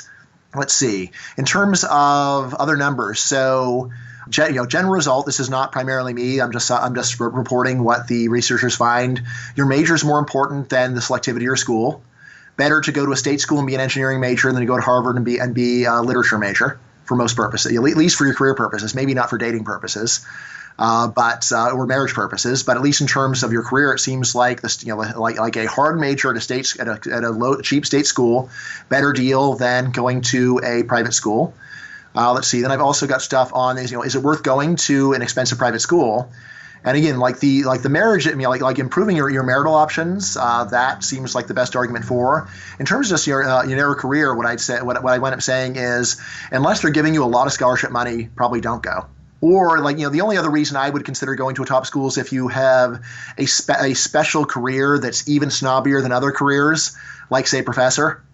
And if your career goal is to be a professor, then I'd encourage you to go to a top school because graduate schools are super snobby, and then schools hiring professors are super snobby. So even though it may not affect your earnings, it may affect whether you're allowed to enter into your desired occupation at all. So I think about that. And then I guess the other big thing to think about, this probably won't matter very much for your listeners specifically, but maybe for their kids, is you should think about whether it's worth going to college at all. And I say there the main underappreciated variable is just completion probability. And there we've got this classic saying of the best predictor of future performance is past performance. So best predictor whether you're going to graduate college is whether you did well in high school. So again, I say if you struggle to get through high school, or if you know someone who's struggling to get through high school, those are the people where it is not at all clear that it's a good idea for them to go to college, even selfishly speaking, because they're so unlikely to actually get that big bag of gold over the finish line. Yeah, raising this issue of people who are unlikely to finish, it seems like the very most low-hanging fruit here is to convince people who are losing out personally because they go to college for a year or two and spend a bunch of money and time, but are very unlikely to ever actually graduate. Just to convince them to stop going to university. I mean, that's something that maybe you could even get the government on board with, or you don't have to tell anyone to sacrifice for the greater good. You just got to tell them, well, you're going to lose yourself. Yes, funny thing is the government used to have a whole program to go and do this. It was called guidance counselors, right? And so back in the old days, a guidance counselor would bring you in and they'd say, you are or are not college material. And this was hard to hear, but in the old, and of course, sometimes they made mistakes. Sometimes there's someone who's really good and they told them they're not college material and they're late bloomers, but you know better than to put too much weight on that scenario. There's also a lot of people that were told not to go and they would have failed and they didn't go and so they didn't fail, right? And there's been a big change in the United States towards the college for all model, and now, and I think one of the best ways to get fired as a high school guidance counselor is to start throwing around that phrase, "You're not college material." And I think this is the kind of thing that will get big complaints from parents. Do you know what your guidance counselor, so-called, told my kid? Said he's not college material, right? And so meaning the government used to do this. Now there's more of whether you tell them to go to community college or four-year college is sort of the main division right now. And you say, well, of course, college is for everyone. Everyone's college material, but you should probably go to community college to get your grades up and that kind of thing. So, and then go and tell them about how great community college is for those who do well in it without ever giving them any idea about whether they're statistically likely to do well. But yeah, in terms of what I'm trying to do, I do actually try to give this advice. Honestly, I don't think that kids that are struggling in high school are going to be listening to anything I say. So I do try to direct this to the parents, who I think they're sort of the last line of defense, the people that won't get fired from their job as parents if they level with their kid. So again, but it's really hard, and especially parents' pride is at stake. And this is where I think my best appeal is: look, what's more important, your kid's future or your friends' pity? right? Like, oh my God, your kid isn't going to isn't going to college. That's so terrible. Oh my God, right? And I mean, I know parents. I think their pride is so strong they'd rather send their kid on this academic suicide mission rather than endure the pity of their friends. But I mean, I think there's a lot of parents who have mixed motives, and I just like to go and give them some moral support for advice to kids to go and try something else. And again, I mean, like I try to frame it more positively as, can you find something else your kid likes and is good at other than academics, right? And like can you do that? Have you tried? Why not try? Like if your kid just really doesn't like school, why why keep assuming they're going to turn over a new leaf and blossom in college, rather than say, here's 10 jobs that give you a good life and don't require college. So as you say, probably most listeners to this show aren't trying to decide whether to do an undergraduate degree or not, but many of them are trying to decide whether to go to grad school. So what advice do you have on that for, students who did well in undergrad and they're considering, doing an economics PhD or some other PhD? Who should do it and who shouldn't? And what courses should they consider and what courses shouldn't they consider? Yeah, that's a great question. So again, just to preface, data on graduate education is much smarter than data on high school or college. So here I'm just building on a much shakier ground, and I just think everyone should know that I'm doing that. But I guess the main thing to know is that grad school completion is even lower than regular college graduation. So, and remember that people who go to grad school are generally well above average for college, for undergraduate. And so when you're thinking about whether to go, again, like the best predictor is, well, like how good were you as an undergraduate? So if you were doing very well as an undergraduate, then probably you'll be about average for grad school. And then remember, average doesn't do that well. So were you stellar for an undergraduate? Those are the people where they're likely to actually gain from graduate education. And then furthermore, you need to consider what you're majoring in. So there, I'm not sure that I found a single paper that actually measured the payoff for graduate programs as a function of major. It certainly seems like the pattern for undergraduate holds up for graduate as well, with like CS and engineering and economics paying well, and history and philosophy and fine arts paying poorly. So there's that. So anyway, so like I factor that in, and then again, as usual, like if you know what occupation you're training for, then just see what is the job market for that occupation actually look like. So again, there are many graduate programs where almost the only thing you do with it is to become a professor of that subject, or you just don't use it. Right. So in that case, I would say, look, well, you want to be an English professor, look at the job prospects for people that are currently coming out with English PhDs and see how they're doing. And again, don't ask yourself, are you as good as those people? Ask what someone who only knew what you were like on paper would think about whether you're better than those people. Because the world doesn't, we don't even need to go and get into overconfidence and self-serving bias. But let's just say the world's not fair. And even if you're awesome, the world rewards being awesome on paper, not intrinsic awesomeness. And just accept this as a flaw in the world, and then consider that when you're deciding whether or not you want to try what you're going to do. And another sort of general piece of advice that I've offered people is, if you want to do almost anything in social science and a lot of humanities, and you are dismayed by the crummy job prospects of people that major in those subjects, then my question, right, so can you do math? And then if so, why not just go and get an econ PhD and then call what you're doing economics of X? And I'm not even being flippant here. So I am baffled by people who like history and can do math who do a history PhD. Why not just do econ and be an economic historian? I mean, it is literally true that you will probably have tenure as an economist before you would have your first assistant professor job as an historian. That's how the world works. And then once you have that tenure, you can work on anything you want. If you never get another raise in your whole career, you still probably have a better income stream than an historian would. So this is, of course, selfishly speaking, this is the kind of strategy, if everybody did it, wouldn't work anymore. But everybody's not going to do it, are they, Rob? So why don't you go and do it? Yeah.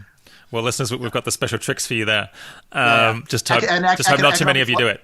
Yeah, economic philosophy, of course. You could either go and try to become a philosophy PhD, or you could be a philosophy professor, or you could go at economics and then do economic philosophy. Probably get tenure before you get your first job as a philosophy prof, and then yes, you'll have to go and do some stuff you don't like to get tenure probably, but then afterwards it's clear sailing. So why not? It's a shame that the evidence on postgraduate courses isn't better. I recall one thing you said was that master's degrees don't tend to do very well. Is that right? Yes. So again, of course, they still do have higher earnings, but when you combine the low completion probability with the modest gain and the high opportunity cost, because the opportunity cost of high school is really low, right? Basically, it's like a high school dropout's wage. But the further along you go, the bigger your opportunity cost is. And also, like you're starting to cut off some of your peak earning years too, and this is what winds up giving the bad result. But again, I'm not going to say that the master's degree data is any good either. Like it's very sparse. And again, in a way, this is the good news is that people are studying the decision or are putting more time into studying decisions that more people face. So I suppose that's good. But at the same time, given the sheer volume, you'd think that there would be 20 good papers on it, and very hard to find anything that I really thought was compelling. I just wanted to return to the issue of transfer learning, which I tried baiting you with earlier. Yes. So this is I love this subject because background. If you get a PhD in economics, as I did, you will hear the word psychology and psychologist said many times with as much contempt as a human being can muster. So, that's what they say over in the psychology department. Oh, well, why don't you just go be a psychologist? And like economists just love saying these words with ultra contempt. And of course, yes, this does reflect their real disdain for the field. And yet, when you start going and telling economists, well, look, how can human capital be built by all these classes when it seems like the coursework is totally unrelated to the job? And then suddenly the economists say, like basic psychology here. I mean, like you learn one thing, you learn other things, learning how to learn, critical thinking. And basically they then suddenly reference a bunch of things economists never study. And who are the people studying them? They're psychologists. So suddenly they respect the field, although not enough, of course, to actually investigate what they found. I mean, I will honestly say I have enormous respect for psychology. When economists get all delighted by the replication crisis in psychology, you're going and finding some problems in problem papers, but they're outliers, and there's a lot of genuine knowledge that is still not seeped in, and you're just deliberately going and searching for this is lemon picking rather than cherry picking, finding the worst of the bunch, and then saying, aha, we're justified in our contempt. Economics papers don't replicate at any higher rate anyway, but sorry, go on. I've heard that's disputed, actually. Okay. But I mean, again, though an economist, I'm kind of inclined to believe you're right, actually. But there's a lot of dodgy stuff in econometrics, and I mean, a lot of instrumental variables papers just not relevant. Anyway, sorry, go on. Right. Anyway, I mean, I've got a lot of respect for psychology. I love talking to them, and I love reading them. And I honestly, I'd rather read one more empirical psych paper than another empirical econ paper. I feel like I learn a lot more out of it. And again, they're just addressing a lot of bigger issues that are relevant to economics, but economists don't know about it or don't care. But anyway, so in writing this book, I tried to go and read everything I could find that psychologists have come up with on learning how to learn, learning how to think, critical thinking, all of this whole general area where you justify studying X because it improves Y, studying something that you plainly don't use because it's allegedly going to improve your skills and things that you will in fact use. So anyway, I found out educational psychologists have been studying these issues for about 100 years. And overall, they're ultra pessimistic. And again, to me, this is the reason why I think this is especially trustworthy is these are the kind of people that very much seem like they wanted to find the opposite result. They really wanted to find that learning how to learn was huge. And in fact, they'll often, when they give their life stories, their autobiographies, they'll start off by saying, well, at first I thought that there must be a lot of learning how to learn. It just hadn't been studied properly. But after 20 or 30 years of nothing, I've changed my mind. And then I wish it were otherwise. So a lot of people specialize in this. They're generally very pessimistic about learning how to learn. Their general view is that teaching someone X at best teaches them X.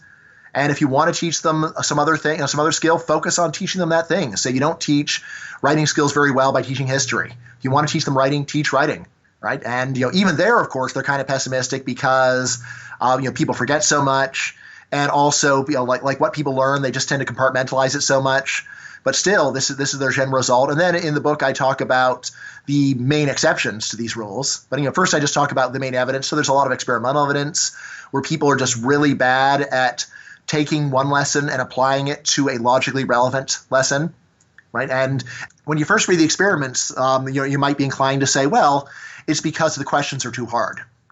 So if you were to go and teach them A, and then you need to go and do a 17-step proof to see why it's relevant to question B, and people don't do that, then it's like, well, yeah, of course people don't do that. That's really hard.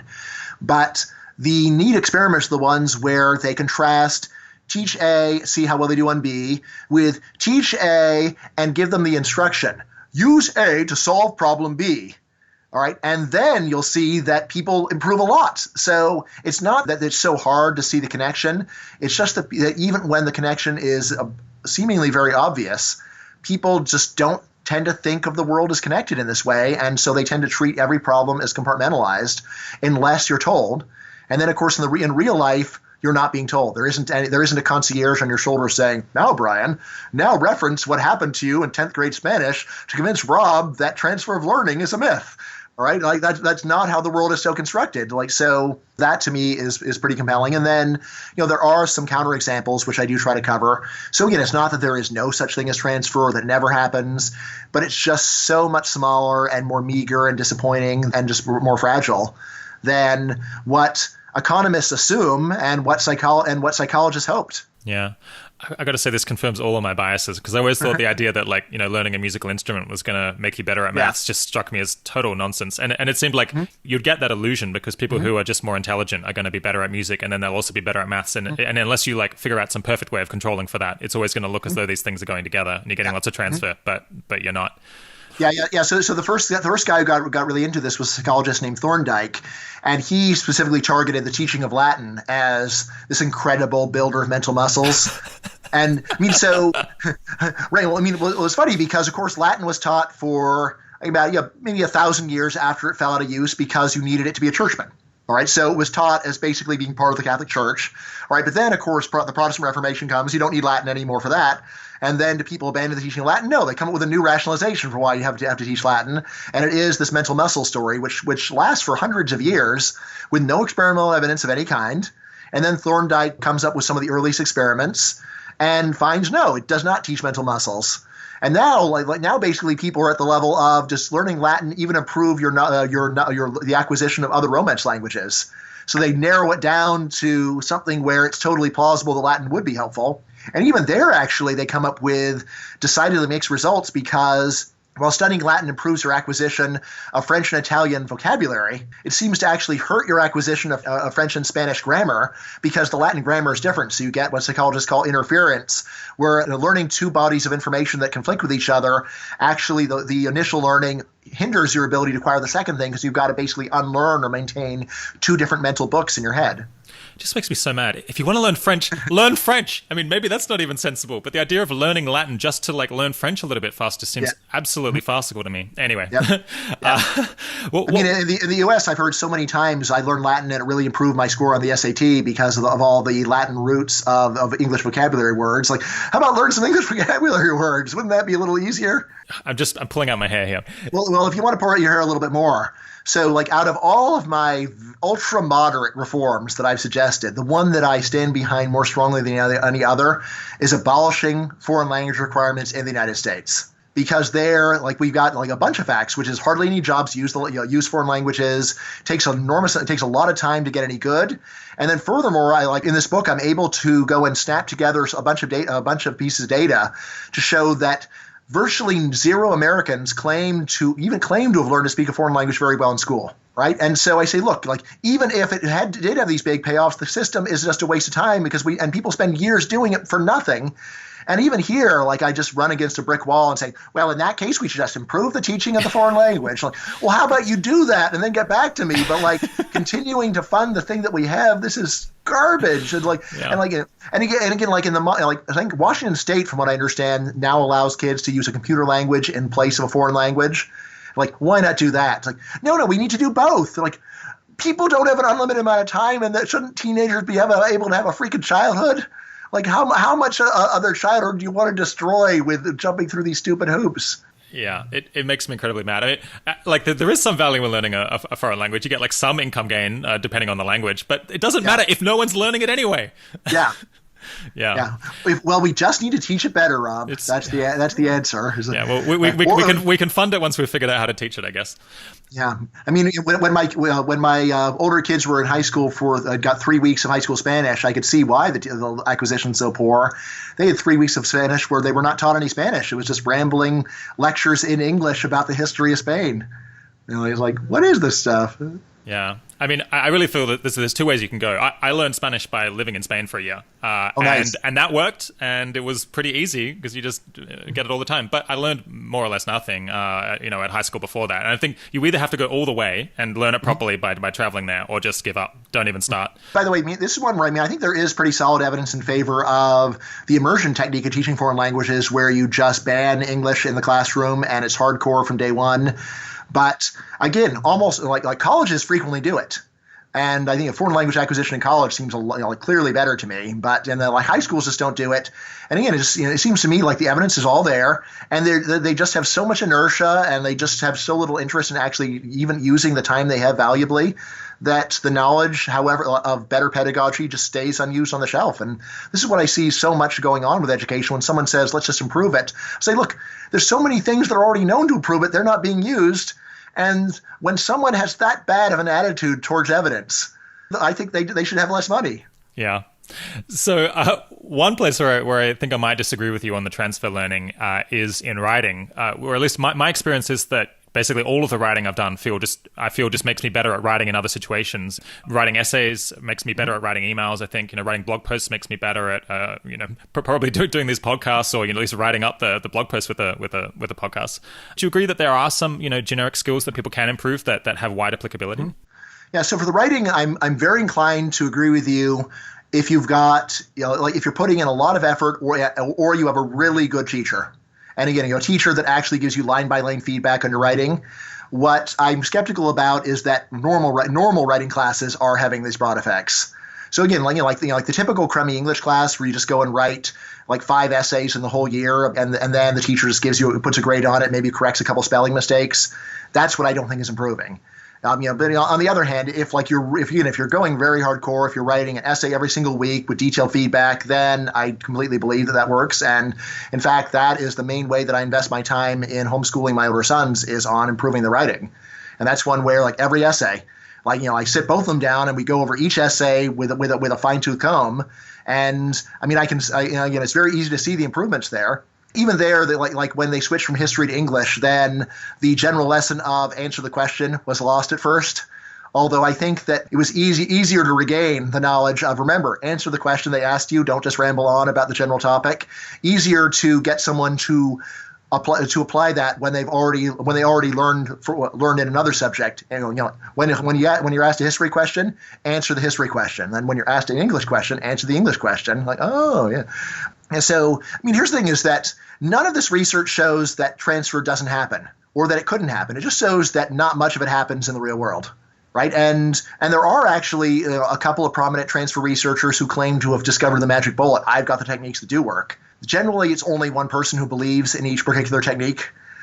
So there's each guy has his own magic bullet and no one else is convinced. But even if they're right, I just say this doesn't explain what's going on in the current system. And that's really what I'm trying to understand. But yeah, there's a lot of areas where it seems like transfer could happen. And out of people, not just that I know, but I bet out of a lot of your listeners, I bet that they transfer a lot.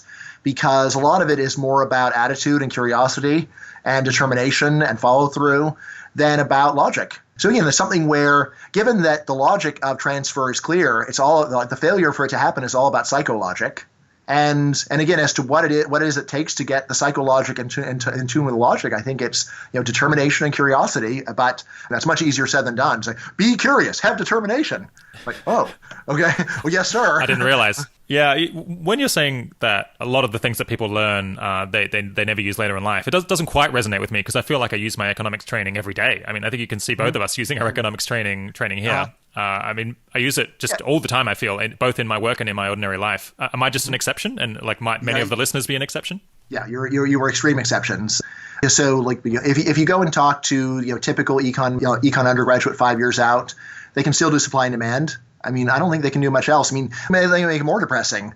So there are a lot of econ of majors who will just miss very basic questions on opportunity cost unless you've just retaught them opportunity cost.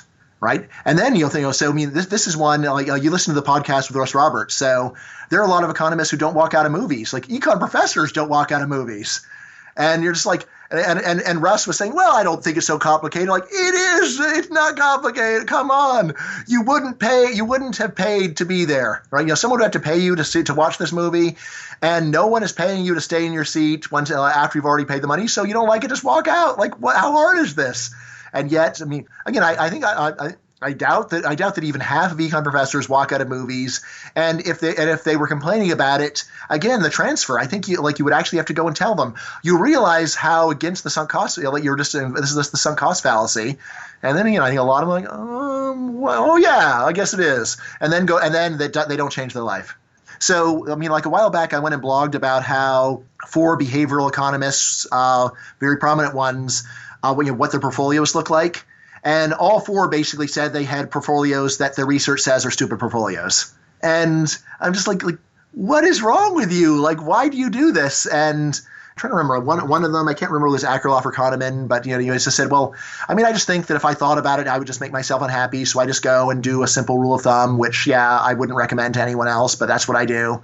And again, like to me, just so frustrating. But I mean, like this is the way a lot of people approach economics. Is it's like a game. So you get publications out of it, or maybe you go and write things, but you don't actually really use it to change behavior. Whereas, I mean, I try to use it to change behavior all the time. I mean, all the way down to something as simple as, look, I mean, this is like one that is. So it's so mundane, but and again, Rob, you're so grounded, you might even have trouble believing this, but when it's time to go to a kid's birthday party, my wife will say, look, we need to go to the store and get that kid a present, and I'll say, why don't we just give him some money? And we can't do that. And look, you think the kid is going to be mad that he got money? Or well, I mean, not the kid. The parents, the parents have so little going on in their lives that they're going to go and hold a grudge against us because we gave their kid money instead of a toy. Look, it's easier for us, and the other people will be totally oblivious to us and won't care or be happier. So why don't we just do it? No, we can't do that. All right, this has been a lot of fun, but we should move on. Okay, let's push on and talk about your essay on totalitarianism. This was in a compendium book, Global Catastrophic Risks, that I think came out in about 2011. Can you just describe the problem that you were describing there? Well, so in the 20th century, we saw the rise of what are called totalitarian regimes, which are governments that basically control all the important aspects of society and human life. And if you're a utilitarian, it seems to make people really unhappy. And again, if you also just think of, if you believe in some of the, if you are not a Philistine, you might also say, even if the people are happy, they have crushed the true meaning out of human existence. And if you could just, if they just bred people who like totalitarianism, it would still be a terrible, hellish dystopia. So anyway, countries like this have existed, and like the standard examples are usually the Soviet Union under Stalin, and then Nazi Germany, usually although only in the last year, is like people who specialize in it will say it's only really the last year that the totalitarian ideology actually becomes, and they actually start living up to it. Of course, Khmer Rouge in Cambodia, China under Chairman Mao. Anyway, so it's places where every little aspect of human life is being controlled by a horrible and oppressive government, right? And again, this is an outcome that haunted, the idea that this could actually become the normal human method of government haunted George Orwell. It's the inspiration for 1984. Where in 1984, the world is divided between 3 totalitarian governments with perpetual war for perpetual peace. I mean, this book is, unbelievably influential in that how so many of our concepts about the world actually are straight out of this book. Double think, double speak. Memory hole. Memory hole. So many of these concepts are, unperson. The unperson is out of that, or from this book. So when Nick Bostrom was putting together this book on global catastrophic risks, I've been very interested in the history of totalitarianism. So I said, all right, so why don't I go and write a chapter on this horrible catastrophe of humanity remains alive, but we're stuck under the rule of one or more totalitarian governments, and they basically crush the meaning out of human existence and turn us into these horrible robots. So that's sort of the background. And then in the paper, I try to use what knowledge we have to think about, how likely is this, and what are the ways that it's likely to occur. And again, so my main story is inspired by Orwell, but also others. Is that it seems like the main reason why totalitarian regimes don't last is that there are non-totalitarian regimes that are around, which has a bunch of salutary effects. One is that totalitarian regimes are generally very uncreative, and at best they can maintain the living standards they had before. Usually can't even do that. And so this means that over time, especially people, as long as there's any awareness of what's going on outside of the totalitarian country, they know that things are getting better and better in the non-totalitarian world and staying bad in the totalitarian world. So that's one thing, is just the comparison group. There's a comparison group that you can look at and see.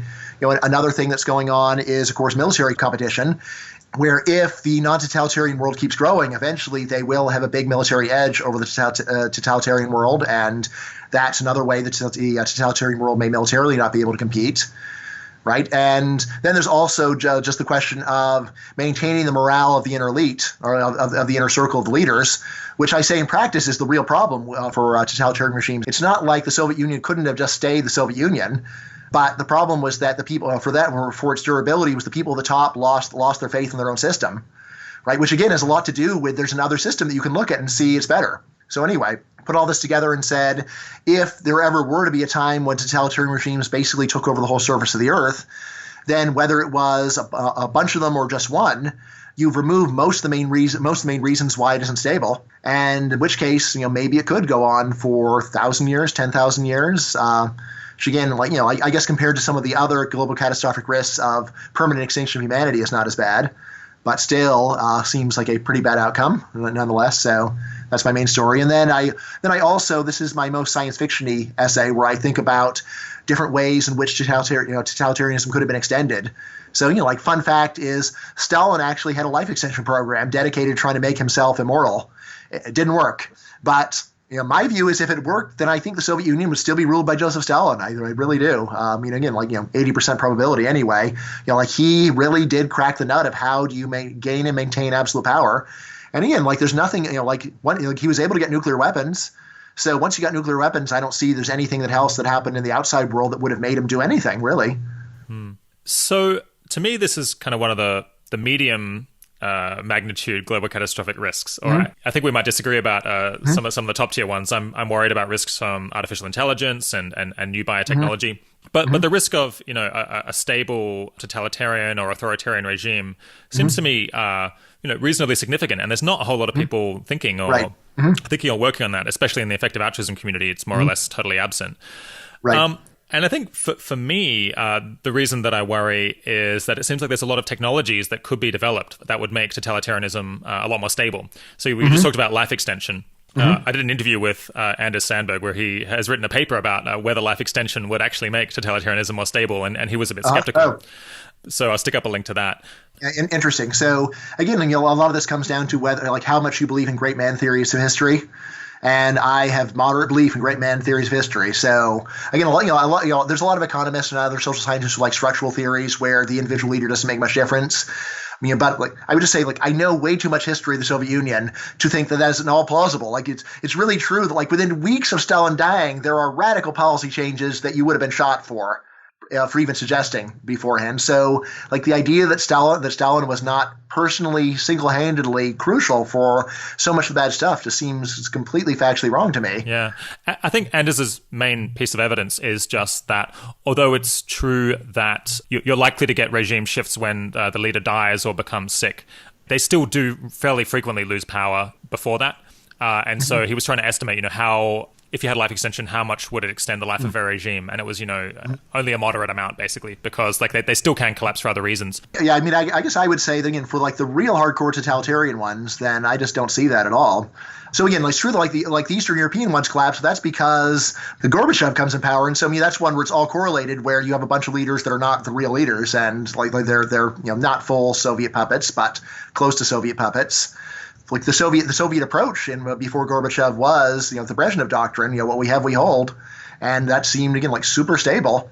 So the only one out of the totalitarian regimes I was mentioning, the only one that I know of that actually didn't just last as long as the life of the leader was Cambodia under Pol Pot. That's where another almost totalitarian regime, Vietnam, invaded and took over. Although notice Cambodia did not have nuclear weapons, so once you've got a well-established totalitarian ruler and you've got nuclear weapons, Of course, it's so true that the internal pressure got rid of Khrushchev. Although, again, like his main thing was actually ramping the totalitarianism down a lot. If you try the other approach, yeah, I mean, it's one where there are these periods when, the before you get the total stranglehold on the system, and then you might still get toppled. But like when you do get to the stranglehold point, and again, it seems like there's a pretty nice checklist of, well, how do you know? Well, when anyone who breathes a word of criticism, you expect to die. That's, well, North Korea. Like people, yeah. So I mean, like North Korea. I remember that when Kim Jong Un, when Kim Jong Il died, I went home that night to my kids and I said, like, this is really exciting. Like, could be good, could be bad. But I said, look, anything could be happening there right now. The next few days, they could be killing that kid right now. They could be killing Kim Jong Un right now. They could be murdering each other. There could be a massive purge, the preemptive attacks. Anything could be happening. And then a couple years later, then Kim Jong Un has his uncle executed, and I'm like, all right, I think he's got things pretty well under control now, and so I'm not totally. I mean, I'm almost ready to go and bet that Kim Jong Un will rule until his death, right? At this point, even though he's only like 31, but hopefully his life won't be very long. But. I was actually going to go in the direction of talking about other technologies that could extend totalitarian rule. You've probably seen this new Chinese social credit system where they're ranking each person based on a bunch of things, like how nice are they to their families and how good are they at their jobs and also just how loyal are they to the state. And this then determines potentially whether they can get loans and whether they can get jobs and whether they can move within the country. And people are a little bit concerned about this, but I got to, is this a 10-alarm fire? Is this going to be a technology that in China could totally stabilize the regime forever and could spread to other countries and make authoritarianism very stable in general? What do you think of that? Yeah, so I mean, good that you use the word authoritarianism because I think it's like that. China would no longer be reasonably called totalitarian. So part of it is I'm no longer nearly as worried when it's only authoritarian. Like most of humanity has lived under authoritarian regimes for most of human history, and human life has had meaning for most of the time. And, I think if it's only under the totalitarian regimes, then it's truly this hell state. But yeah, I mean, I think it's very sensible to worry. And again, you can see this being pretty stable as long as the government goes and punishes someone for coming up with an alternative credit rating that takes out the loyalty to the state part, right? Because again, in a free system, the government could rank you, but if someone else were free to give you a different ranking that ignored the political stuff, then it would make sense for employers to say, yeah, well, I don't care about his politics, I just care about whether he will repay the loan. But if governments were to do this, that makes quite a bit of sense.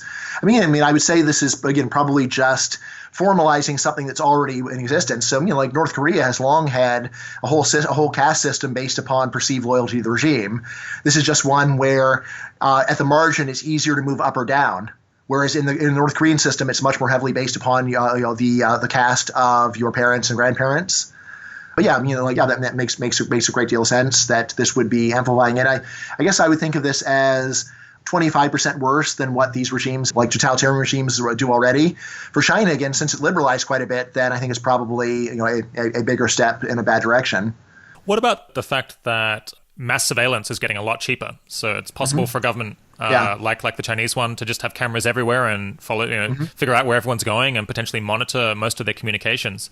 That seems like that would allow the intelligence services to stabilize the government for a long time.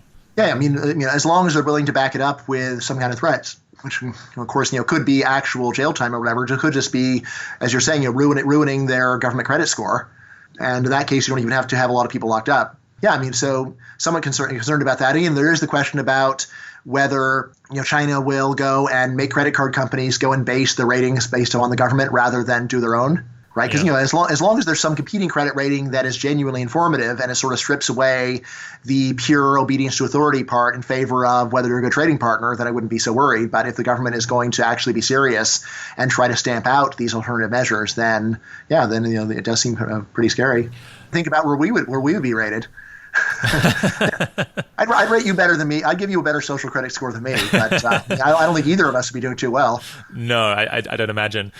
So if a listener wanted to work on this problem, make it less likely that you'd have a stable totalitarian or authoritarian regime, is there anything that you've envisaged that people could do that would be helpful? Yeah, that's a good question. I mean, there's an answer which is not in spirit with my education book is just saying, learn the history of totalitarian regimes because those who don't know the past are doomed to repeat it. I want that to be true, and yet everything I know about transfer learning just says that even people who know history usually just deploy it for their own nefarious purposes and don't really use it in a fair-minded way to figure out the best thing to think. So, in terms of what could actually be done. So, of course, there is voting on the basis of whether someone plausibly is going to be totalitarian. There's something like that. I'm sure that will never come up, Brian. Yes, but of course, a lot of what this would mean is just voting for people who are very boring. Just vote for the boring person with no new ideas. Because assuming that you're not totalitarian now, then the boring person with no new ideas isn't going to do that. So, I will say that I'm always nervous whenever any political side has a new inspiring leader. And I'm like, oh, great, another one of these guys, another person who's going to get people excited. That's the worst possible thing that can happen. Is that not worst possible, but it's the worst likely thing. Is they're going to get excited and motivated, and they're just probably going to mess things up. So I guess you were a big Hillary supporter then, Brian. Yeah, just the most boring possible. Yeah, early in the election, I just said, she's the lesser evil because she inspires very little enthusiasm, and would immediately have a hostile Congress, and so we'll just have gridlock. And I said that's about the best that I think this is likely to happen. So I'm surprised they didn't invite you to speak at the DNC conference, Brian. Yeah. So I guess there's also a reform of intelligence and surveillance law might be an option. Yeah. So especially given that the existing system seems in total violation of a bunch of laws that we already have in the books, and yet nobody seems to care. I don't know what to do about that. Than tell people to care. How can government is collecting all this information without a warrant? They don't have probable cause. How do they do it? And it's they have a secret court, Brian, that says that it's fine. Yes, and I'm like, well, what? When I was having arguments with people about Snowden, and they're saying, look, he broke the law, and I'm like, look, the government broke the law by doing it in the first place. He's just exposing what they're doing. How can you say he's breaking the law? And no. The government says he's breaking the law, and only the government can say whether it's breaking the law itself. And then how is this any different from any dictatorship or anything else? But just the way that it doesn't seem to bother people at all, or very few people actually care. I think currently I don't see that it's doing very much again, but there is this downside risk, which is kind of the whole point of thinking about global catastrophic risk. Yeah, I think for many other global catastrophic risks, having good intelligence and surveillance could be quite important. So for me, the focus would be on regulating collection of intelligence and making sure that laws are followed such that you're less likely to get authoritarian backsliding because abuse isn't possible. But it's difficult to do because just the intelligence services in general aren't that accountable to the public because there's so many layers in between them and voters.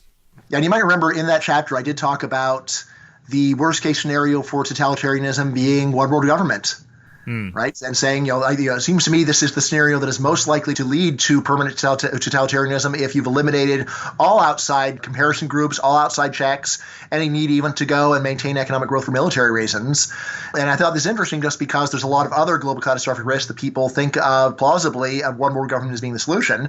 At least wanted to say there is a trade-off where you are risking this other one to a greater extent at the same time that you are perhaps reducing the risk of these others, but at least be aware that there is a trade-off. Yeah, that's where I was about to go next, because a lot of people in the effective altruism community are very focused on improving international coordination in order to deal with, I guess, issues like climate change and reduce the risk of, a serious war, and also to regulate dangerous technologies so that you kind of have to have most countries willing to regulate them. Otherwise, someone will find a place to use them. And then if one person using it is bad, then kind of you have to get everyone on board.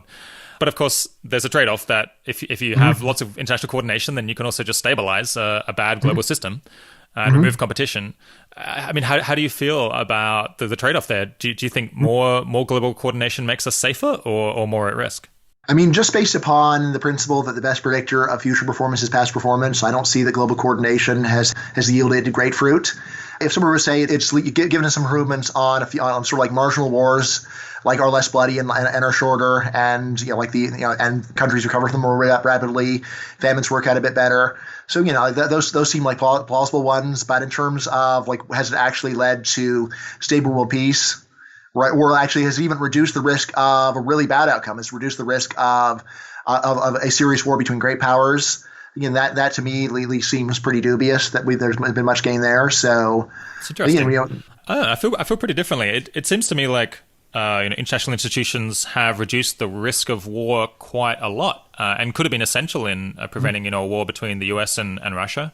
And also just having international norms against conflict between countries, anti-nuclear proliferation work, arms control in general. I mean, and there's been some gains, I think, in fighting climate change. Although we haven't done a great job of coordinating there. I mean, so during the Cold War, I know the history pretty well. I can't think of any case where I thought that the United Nations did much to reduce tensions between the U.S. and Soviet Union. I mean, so the case of the Korean War is bizarre if you know the history, because the Soviets walked out, and so they didn't exercise their veto, and that's the only reason why United Nations troops were able to even be in the Korean War. And I mean, I have read in the world, what in the world were they thinking? As I recall, they thought that it would make America look bad or something like that. Yeah, I did look this up once. Yes, but so that's a case where you might say it. Although again, that just led to war between a Soviet-backed client state and the nominally the United Nations, although really only the U.S.-friendly parts of the United Nations. And then for the rest of it, I don't see that there was really anything that was accomplished by the United Nations there. So since the end of the Cold War, then it's more plausible that it's made a difference. Yeah. I'll try to find the quote there from the Soviet ambassador to the UN, because I can't quite recall what the reason was. What about the World Trade Organization, though? Yeah. So that's actually a better one. Although that's one where it's I don't think it's done much in the way of peace. But yeah, in terms of improving trade, then yeah. So I'm not sure. Not far from sure. And that I haven't really looked at the data very much. But people that I respect say that it's been very important. So yeah, in terms of what the counterfactual would be, how much higher tariffs would be, there's some question. But yeah, you're right. That's a good counterexample. What about agreements to reduce nuclear stockpiles? Do you think that's made us safer? Yeah. Yeah, so again, I think those are basically bilateral. Again, the ones that are important. So like nuclear nonproliferation, those are ones where it's actually interesting as to what's occurred. So again, of course, a common story about why North Korea is going so far and trying to get nukes is because Libya got rid of its program and then almost immediately got double crossed and Gaddafi was taken out. So in terms of whether like international institutions are mattering very much there, whether it's basically just the United States and bilateral pressure. I incline more to the second. Maybe it's making a bit of a difference, and then by the way, of course, it's also worth factoring in other earlier failures. So League of Nations generally considered an enormous failure, and probably rightly so. What about the Geneva Convention? What about making war illegal? Yes. Yeah. That is an interesting one. I mean, the Geneva Convention is fun because I think it's actually The Hague. If you go and read it, the rules are so stringent that it'd be very hard to really do much of anything. Actually, like the rules for how the treatment of prisoners and so on, they're so rigid that like how do anyone ever expect to fight a war under these conditions? And the way it worked out is there's some rules like the poison gas that they actually mostly followed, and there's other ones like the treatment of prisoners where they don't really do it. So they don't actually go and take risks to their own people just to go and capture prisoners just because they're surrendering. Instead, if you saw Saving Private Ryan, there's some prisoners and they're kind of inconvenient to take, so they just kill them. Totally against the Geneva Convention, but it happens anyway. It sounds like it's a very difficult trade-off to make, and I'd be interested in having someone look into this, whether potentially effective altruism is causing harm by promoting international coordination in a way that it could be dangerous in future. I think I'm still fairly pro coordination, but we should consider the downside seriously. Yeah, in terms of how far we are from the downside, I don't see that anything much has happened yet.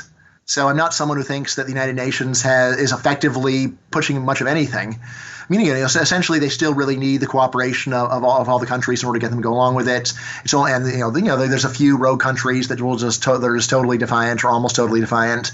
But again, a lot of it is they just define their goals so loosely that almost everyone gets to say they're in compliance with it.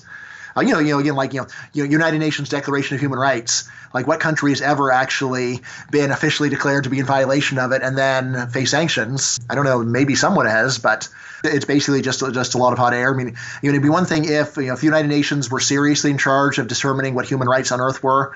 Then I think I would be nervous that they would just do a bunch of terrible things. But again, of course, United Nations makes education a human right. So it's does every country have to go and spend as much as South Korea on education or be declared a human rights violator? Just send them your book, Brian. So let's push on to just the last topic, which is effective deontology, or perhaps effective, human rights protection. Mm-hmm. So personally, I'm kind of a consequentialist and kind of focused on welfare. Kind of. I've never seen any sign that you're anything less than full-blown 100% dyed in the wool. You should listen to the episode on moral uncertainty, Brian. Where all things considered, I try to take into account other views that are plausible, which is kind of why I'm asking you about this. Mm-hmm. So yeah, I'm trying to look for kind of the greatest suffering to prevent. But you take a more libertarian view. You're more concerned about human rights and prevention of coercion. Mm-hmm. So in light of that, for people who shared your moral outlook, what do you think would be the most effective things for them to work on that people aren't currently focused on? Yeah, very good question. So, I mean, for me, like my big personal cause is, deregulation of immigration. So right now, I'm working on a nonfiction graphic novel on the ethics and science of open borders. Right. So, I've been a big pusher of open borders for a long time. This is one where, my view is that, whether utilitarian or, broader consequentialist, or whether you believe, you focus on human rights or other deontological standards, all of them actually wind up pointing in the same direction. Although I will still say, I think that not nearly enough attention is paid for deregulation of migration. So I mean that is the main the cause that I'm most enthusiastic about. Is the one that I'm most convinced. Again, taking into account moral uncertainty. There's so many different views that all push very strongly towards at least very strong deregulation of immigration.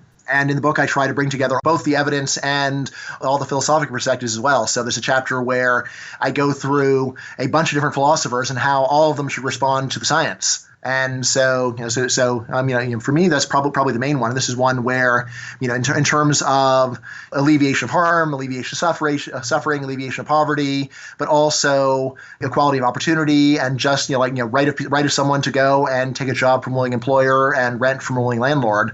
All these point in the same direction. But I will say, a lot of the reason why I'm so enthused is because this is one where someone says, isn't it terrible that people are so poor? Let's help them. And I can say, how about we just let them help themselves? They're able to do it. They're not intrinsically charity cases. They are adults that are perfectly capable of getting a job and going and solving their own problem if only they would be allowed. Which in terms of just sort of conserving philanthropic energy, I think makes a lot of sense. But also, I will say, to me, it just seems more outrageous if there's someone who's starving on the street because the law says it's illegal for him to work than someone who's starving on the street because he's not able to work. And that's the second one is that's harder because then who's going to have to be responsible for taking care of him and then there's questions like that. And in terms of other things, so I am planning on doing a book called Poverty: Who to Blame, and this is one where it's not so much of a libertarian book as an old-fashioned puritanical book of there's some libertarian elements, but a lot of it is just trying to revive this old-fashioned distinction between the deserving and undeserving poor, which, yes, I'm happy to recognize is a continuum. It's not that you're in one category or the other, but still, there's an intuition that almost everyone has, and which is that if someone is born with a genetic ailment and so they're unable to work, this person is poor through no fault of their own, but there's someone who just won't get off the couch and get a job and they're perfectly able-bodied and they don't. Then you could say two people could be in the same current situation, and yet moral intuition says you should help the person that couldn't have helped themselves, or at least where there's no reasonable way for them to help themselves. And again, to me, these are very, very convincing intuitions. And so in this book, a lot of what I'm going to talk about is reviving this. So focusing philanthropic energy on the deserving poor. So, which again, I think a lot of existing programs already have this intuition of mind. There's a lot of programs that focus on kids. Right. And I think the idea is that kids, even if a kid could have a job, it's not really reasonable to expect a 5-year-old to go and work his way out of poverty. And, and again, most of them would just have no idea. It's not reasonable to say, look, if only you were a movie star kid.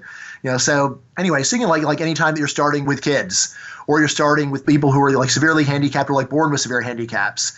Anytime you have welfare programs or philanthropy that focuses on people like this, I think you have this intuition in mind of these are people who are suffering through no fault of their own, and so they should at least be first in line. So if we're doing philanthropic triage, they're the people to help first. Now, the other side of this, there again, there are standard intuitions about who does not deserve your help. So if you have a cousin who's lost his job and his wife because he doesn't show up to work and cheats on her, and then he comes and sleeps on your couch, and then instead of trying to get his life together, he drinks all day. And then he just says, woe is me, I can't help it. Almost everyone at some point gets fed up with this and says, that's ridiculous, of course you can help it. And my view is the people who are fed up are correct. And so, part of what I want to do is to have a decidedly unmodern view of people with substance abuse problems and just work and work discipline problems, and to say, look, actually, that intuition that they are choosing evil on purpose and so they don't deserve much sympathy. That's a good intuition, and so let's not help them, or at least let's help them last. After all the hungry kids are fed, after all the people born without legs have been helped out, then maybe we'll consider your cousin. But until that day, he's on his own. Again, there's sort of a response people often have. They say, like, how is this my problem? Which, again, of course, you could say to a starving orphan too, but people are not generally inclined to say to the starving orphan, how is this my problem? Whereas someone whose wife won't talk to him anymore because he cheated on her 5 times, like, well, then why am I supposed to go and intercede on your behalf for you? Like, why? Why should I? Like, aren't you just getting your just desserts? So, I mean, I would think of that as part of, sort of like another kind of deontological effective altruism. Yeah. I think, well, as a consequentialist, the reason to help some of those people and not others is because they'll respond to incentives differently. That you're not going to create more orphans potentially by feeding orphans, whereas you might create more lazy people by giving them lots of money for being lazy.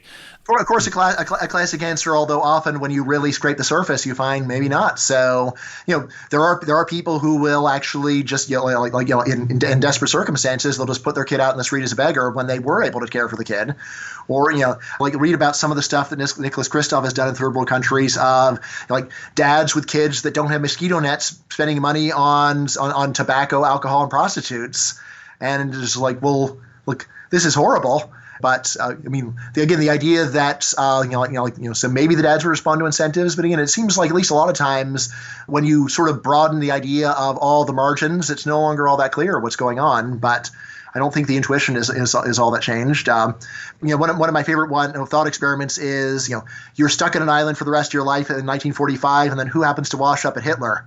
And you're both going to be stuck on the island for the rest of your life, and what should you do, right? And so do you go and befriend Hitler?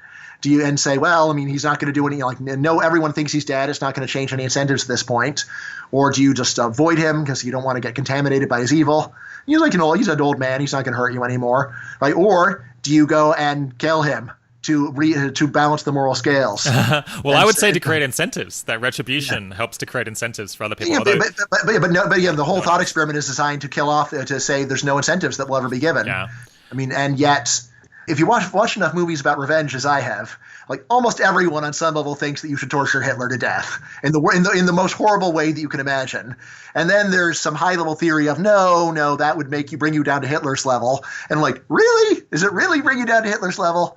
I know there's a bunch of movies where the hero goes and mows down 200 minions, and then he finally gets to the horrible guys responsible for it all and says, "Kill you would make me as bad as you." And well, you kill all the minions who weren't nearly as bad as this guy, so what are you talking about? Yeah, that's a case where I feel the intuition is unreliable because it would be so abnormal. It would never happen that you have a case where people would never find out what you're doing. Basically, we've evolved an intuition about retribution and punishment that applies basically everywhere. And then when you change the situation such that there are no incentives created, the intuition is no longer reliable. But that would take us down a different line of conversation. I just wanted to ask you, why is it that both on the left and the right, very few people, even people who are concerned about liberty and human rights, view immigration restrictions as a human rights violation, or just as on its face impermissible without very strong reasons to do it? Yeah, so I think the ultimate answer is that most people are nationalists first, and whatever else they are second. So if you are a Christian, a Democrat, and an American, the most important one of those three identities, if you really scratch the surface, is American, right? And most famously in World War I, there were dogmatic internationalist socialists who said, of course, all socialists are going to be against this war. And then what happened is almost all the socialists took the side of their own country. And then there's a few oddballs saying, what just happened? But to everyone else, it's well, of course, German socialists are going to vote for the German war. French socialists will vote for the war. British socialists will vote for the war. Russian socialists will vote for the war, because the most important part of the identity, whatever they say, is nationality. And again, of course, you might say, well, yes, you could be, like consider being an American or whatever your nationality to be your most important identity and still recognize the great benefits of immigration for a country.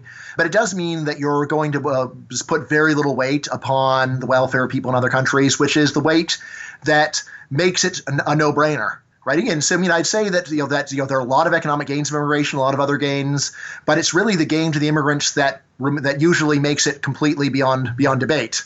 And where you say, look, once you factor in how much better off the immigrant is, then we can't really argue about this anymore. And if you go and set the biggest term in the equation to zero, and then say, still convince me, then at least it's harder. Yeah. Right. And again, I think ultimately it still comes out usually, but less strongly, with less confidence, and so on. And then furthermore, again, people's sense of nationality is so strong that the idea that you could let someone into your country permanently and not make them a citizen is also anathema.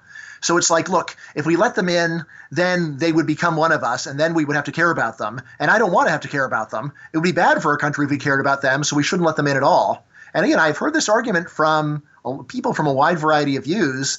Again, is like sort of the way they phrase it is different, but even let's see. So I'm blanking on his name for the moment, but Washington University philosopher that I debated on immigration. But he's saying, look, it's okay to let people in as guest workers for a limited number of years, but it is morally wrong to let someone in but not making them for their entire life and not making them a citizen. And I'm saying, well, how about you let them in for like 99 years? And he says, no, you can't do that. All right. And I say, so basically, so everyone who comes has a right after this probationary period to become a citizen. And the primary effect of this right is going to be that people are not allowed in at all. And yet it's very important that we recognize that right. And he said, yes. So I guess this is Christopher Wellman. Yeah, it is perverse to have a human right that makes you so much worse off. So non-waivable, totally non-waivable right.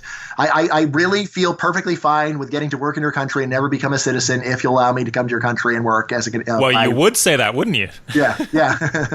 But ultimately, just like the nationalism of most people is very pronounced. And even like you may say this is human nature, although it's not human nature to be. You may say I believe it's human nature to be tribal. It's not human nature to be nationalist because most people throughout history were not nationalist. Great book by Eugen Weber, Peasants and Frenchmen, said like even in the mid-19th century, most people in France barely thought of themselves as French, and most didn't even speak French. It was a whole propaganda campaign to convince them that they were French. But whatever the process was, in the modern world, people do generally think of themselves first and foremost as being a member of their country. And again, most politics is so domestic, they may not even talk about it very much, but it's just beneath the surface, sadly. Yeah.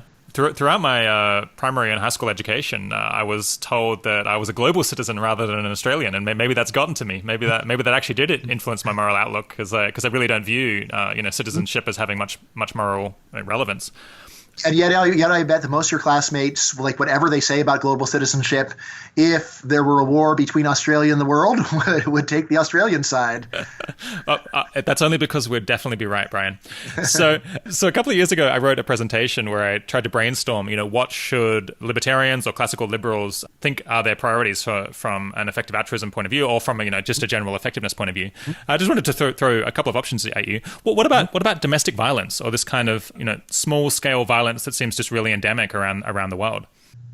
So, it's the kind of thing where it's hard to know what the numbers really mean, right? Because you figure that there's going to be a whole lot of stuff that's beneath the surface, but as to how much of that there is, it's just hard to say. It's also one where it's very hard to understand exactly what we would do about it.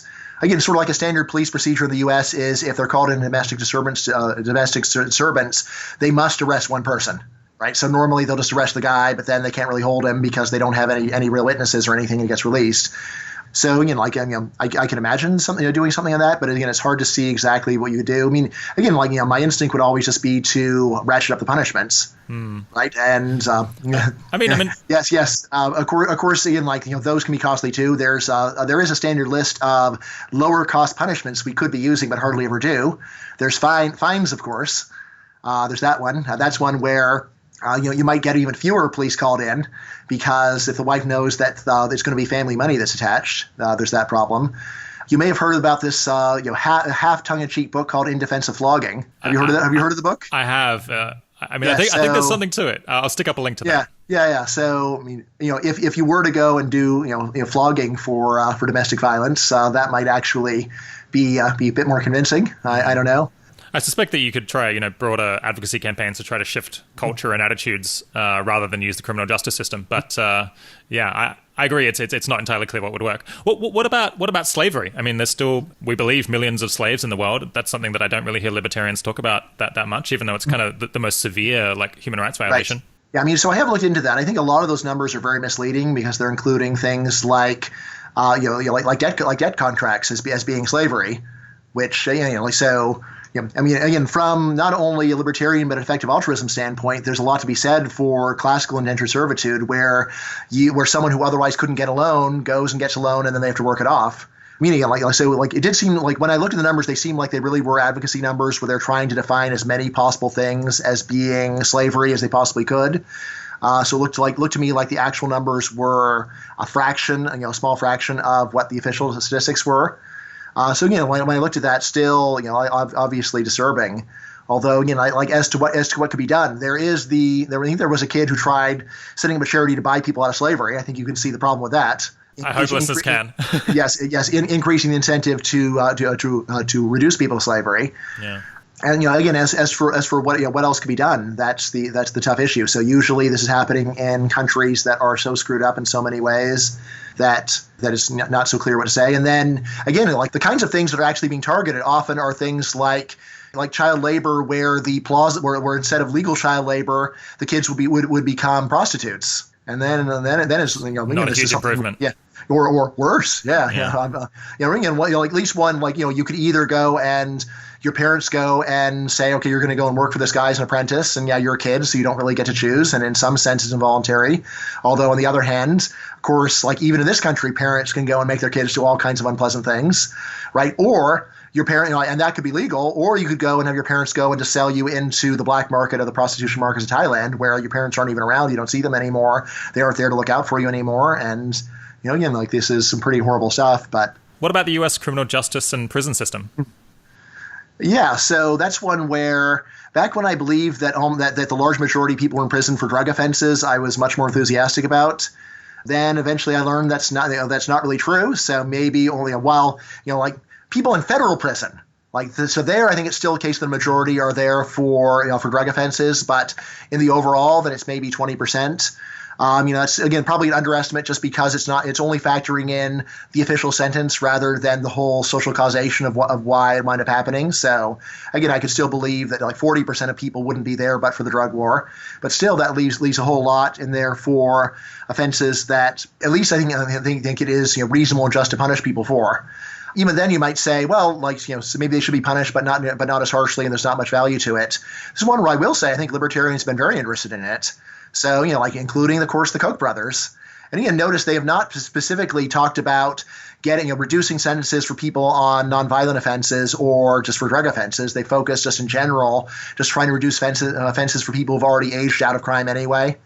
And again, I think sort of in the background is the idea that the marginal deterrent effect of going from a 20-year sentence to a life sentence isn't that much for an 18-year-old male. So that seems reasonable in terms of saving tax dollars. In terms of principle, I'd focus on the people who are in jail or innocent. So going back to deontological effective altruism, again, the first people that I'd get out are all the people there on immigration offenses. So I was shocked to find out now, in federal prison, people there for immigration offenses, it's now a substantial group. So I think if I remember, something like 10%. 10% of the people in federal prison are there for immigration offenses. Well, I've heard that there's 600,000 people just awaiting trial in immigration court. Yeah, it's extraordinary. So those cases are a bit different because I think those are generally cases where if they just agree to be deported, then they'd be freed. I see. So, which again, I think is still terrible, but it's not quite as terrible as someone who just is serving a 20-year sentence for a crime and they got nothing, So, basically, right now you've got a lot of people awaiting trial where you lock up families in a horrible prison, but the lower bound on how bad it is you could go home. Again, of course, maybe they don't want to go home because they're worried that there's gangsters that are going to kill them or something. Right, yeah, I think that's fairly often the case, at least among the legitimate refugees. Okay, well, I'll stick up a link to my presentation. I think you're right. Many libertarians have been quite good on the criminal justice and prison stuff. Although I think some others to me seem remarkably unbothered by government goons just going around and harassing people on the street. I'm not quite sure what's going on there. Yeah. But yeah, well, I mean, so I would say that both the unflattering and the flattering stories are all true. Yeah.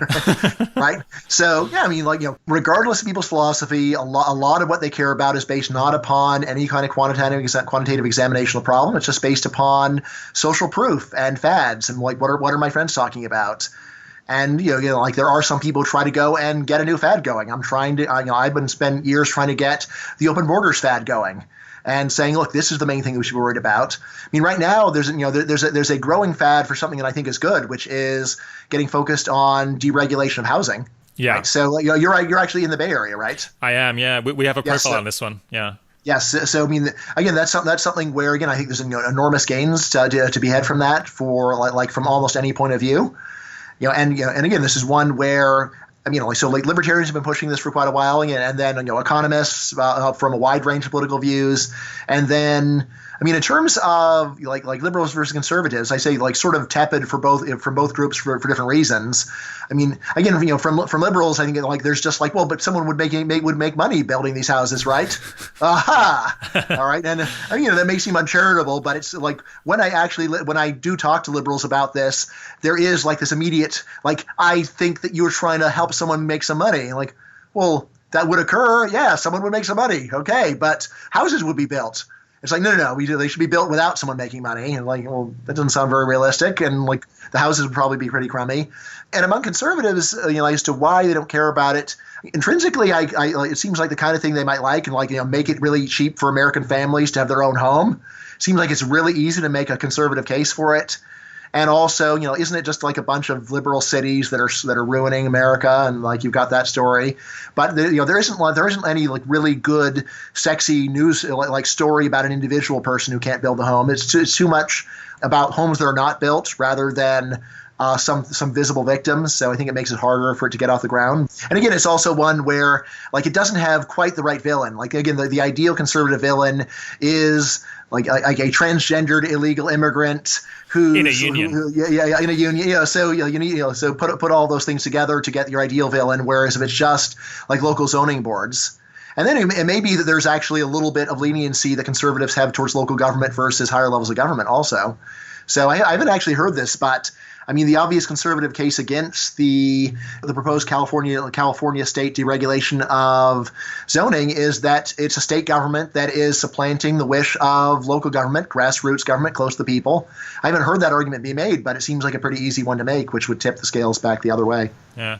Being uncharitable, I suspect that the real reason a lot of people are against dezoning is that they own houses and they don't want the competition of new houses. It's just they're voting their pocketbook. So, this is the kind of story that economists love, although I spent a lot of the first 10 years of my career just looking at the evidence for stories like this. And in general, it just seems like as a rule, it does not hold up.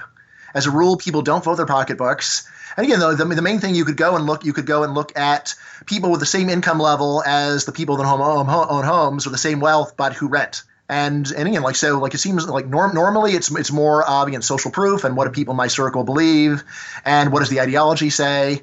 And this kind of thing seems much more important for people's views about almost any political question than am I personally going to be losing money? Again, there's a difference between so if it's should someone be able to build a house right next door to me? That when it gets down to that level, then more likely self-interest gets activated.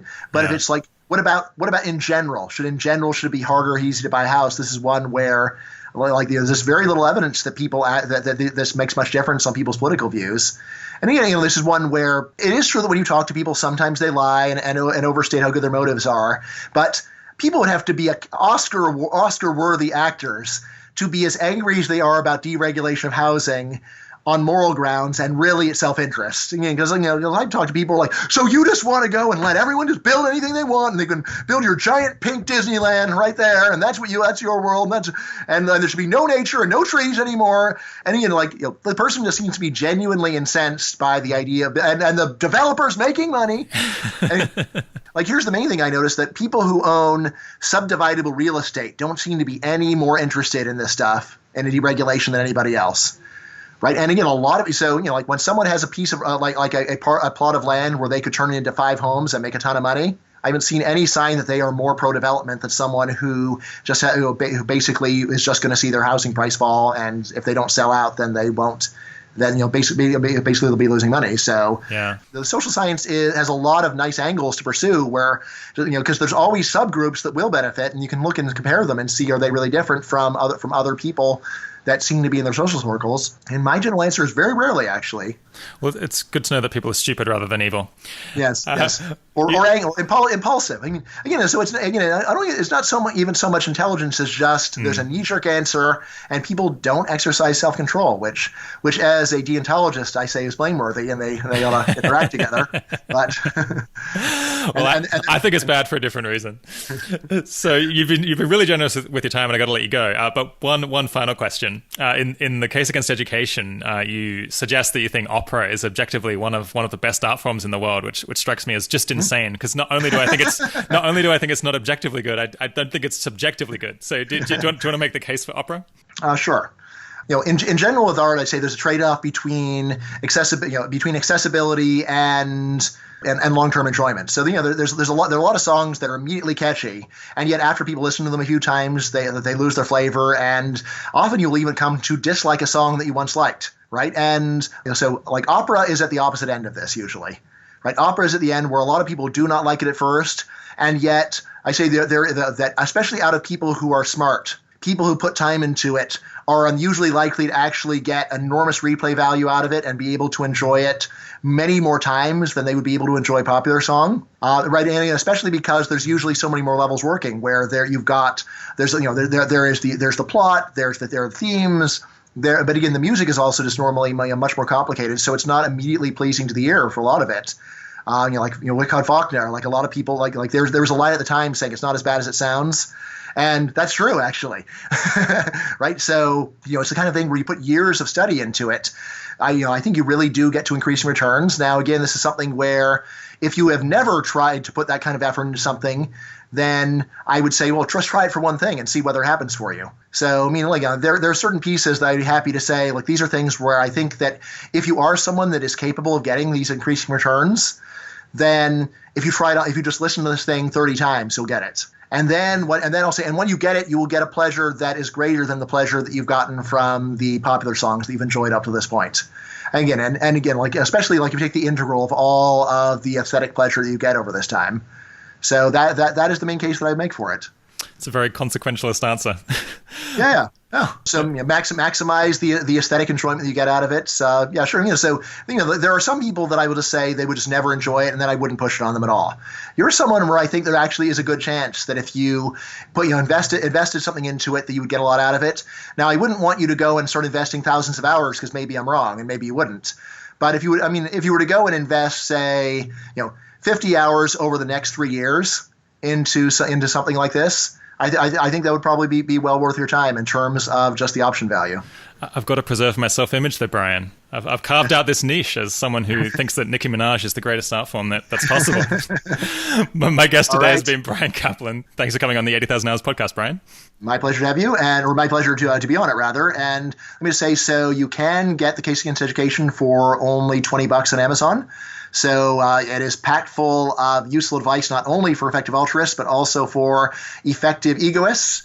So if you are either of those or any combination of the two, you've got to buy this book. Right, Rob? Absolutely. Yeah, no. Absolutely. I read the whole thing. We didn't have time to discuss your previous books, but I stick up links to those as well, and I've read them both and very much enjoyed them. So people should go out and give you $1 with each copy that they buy.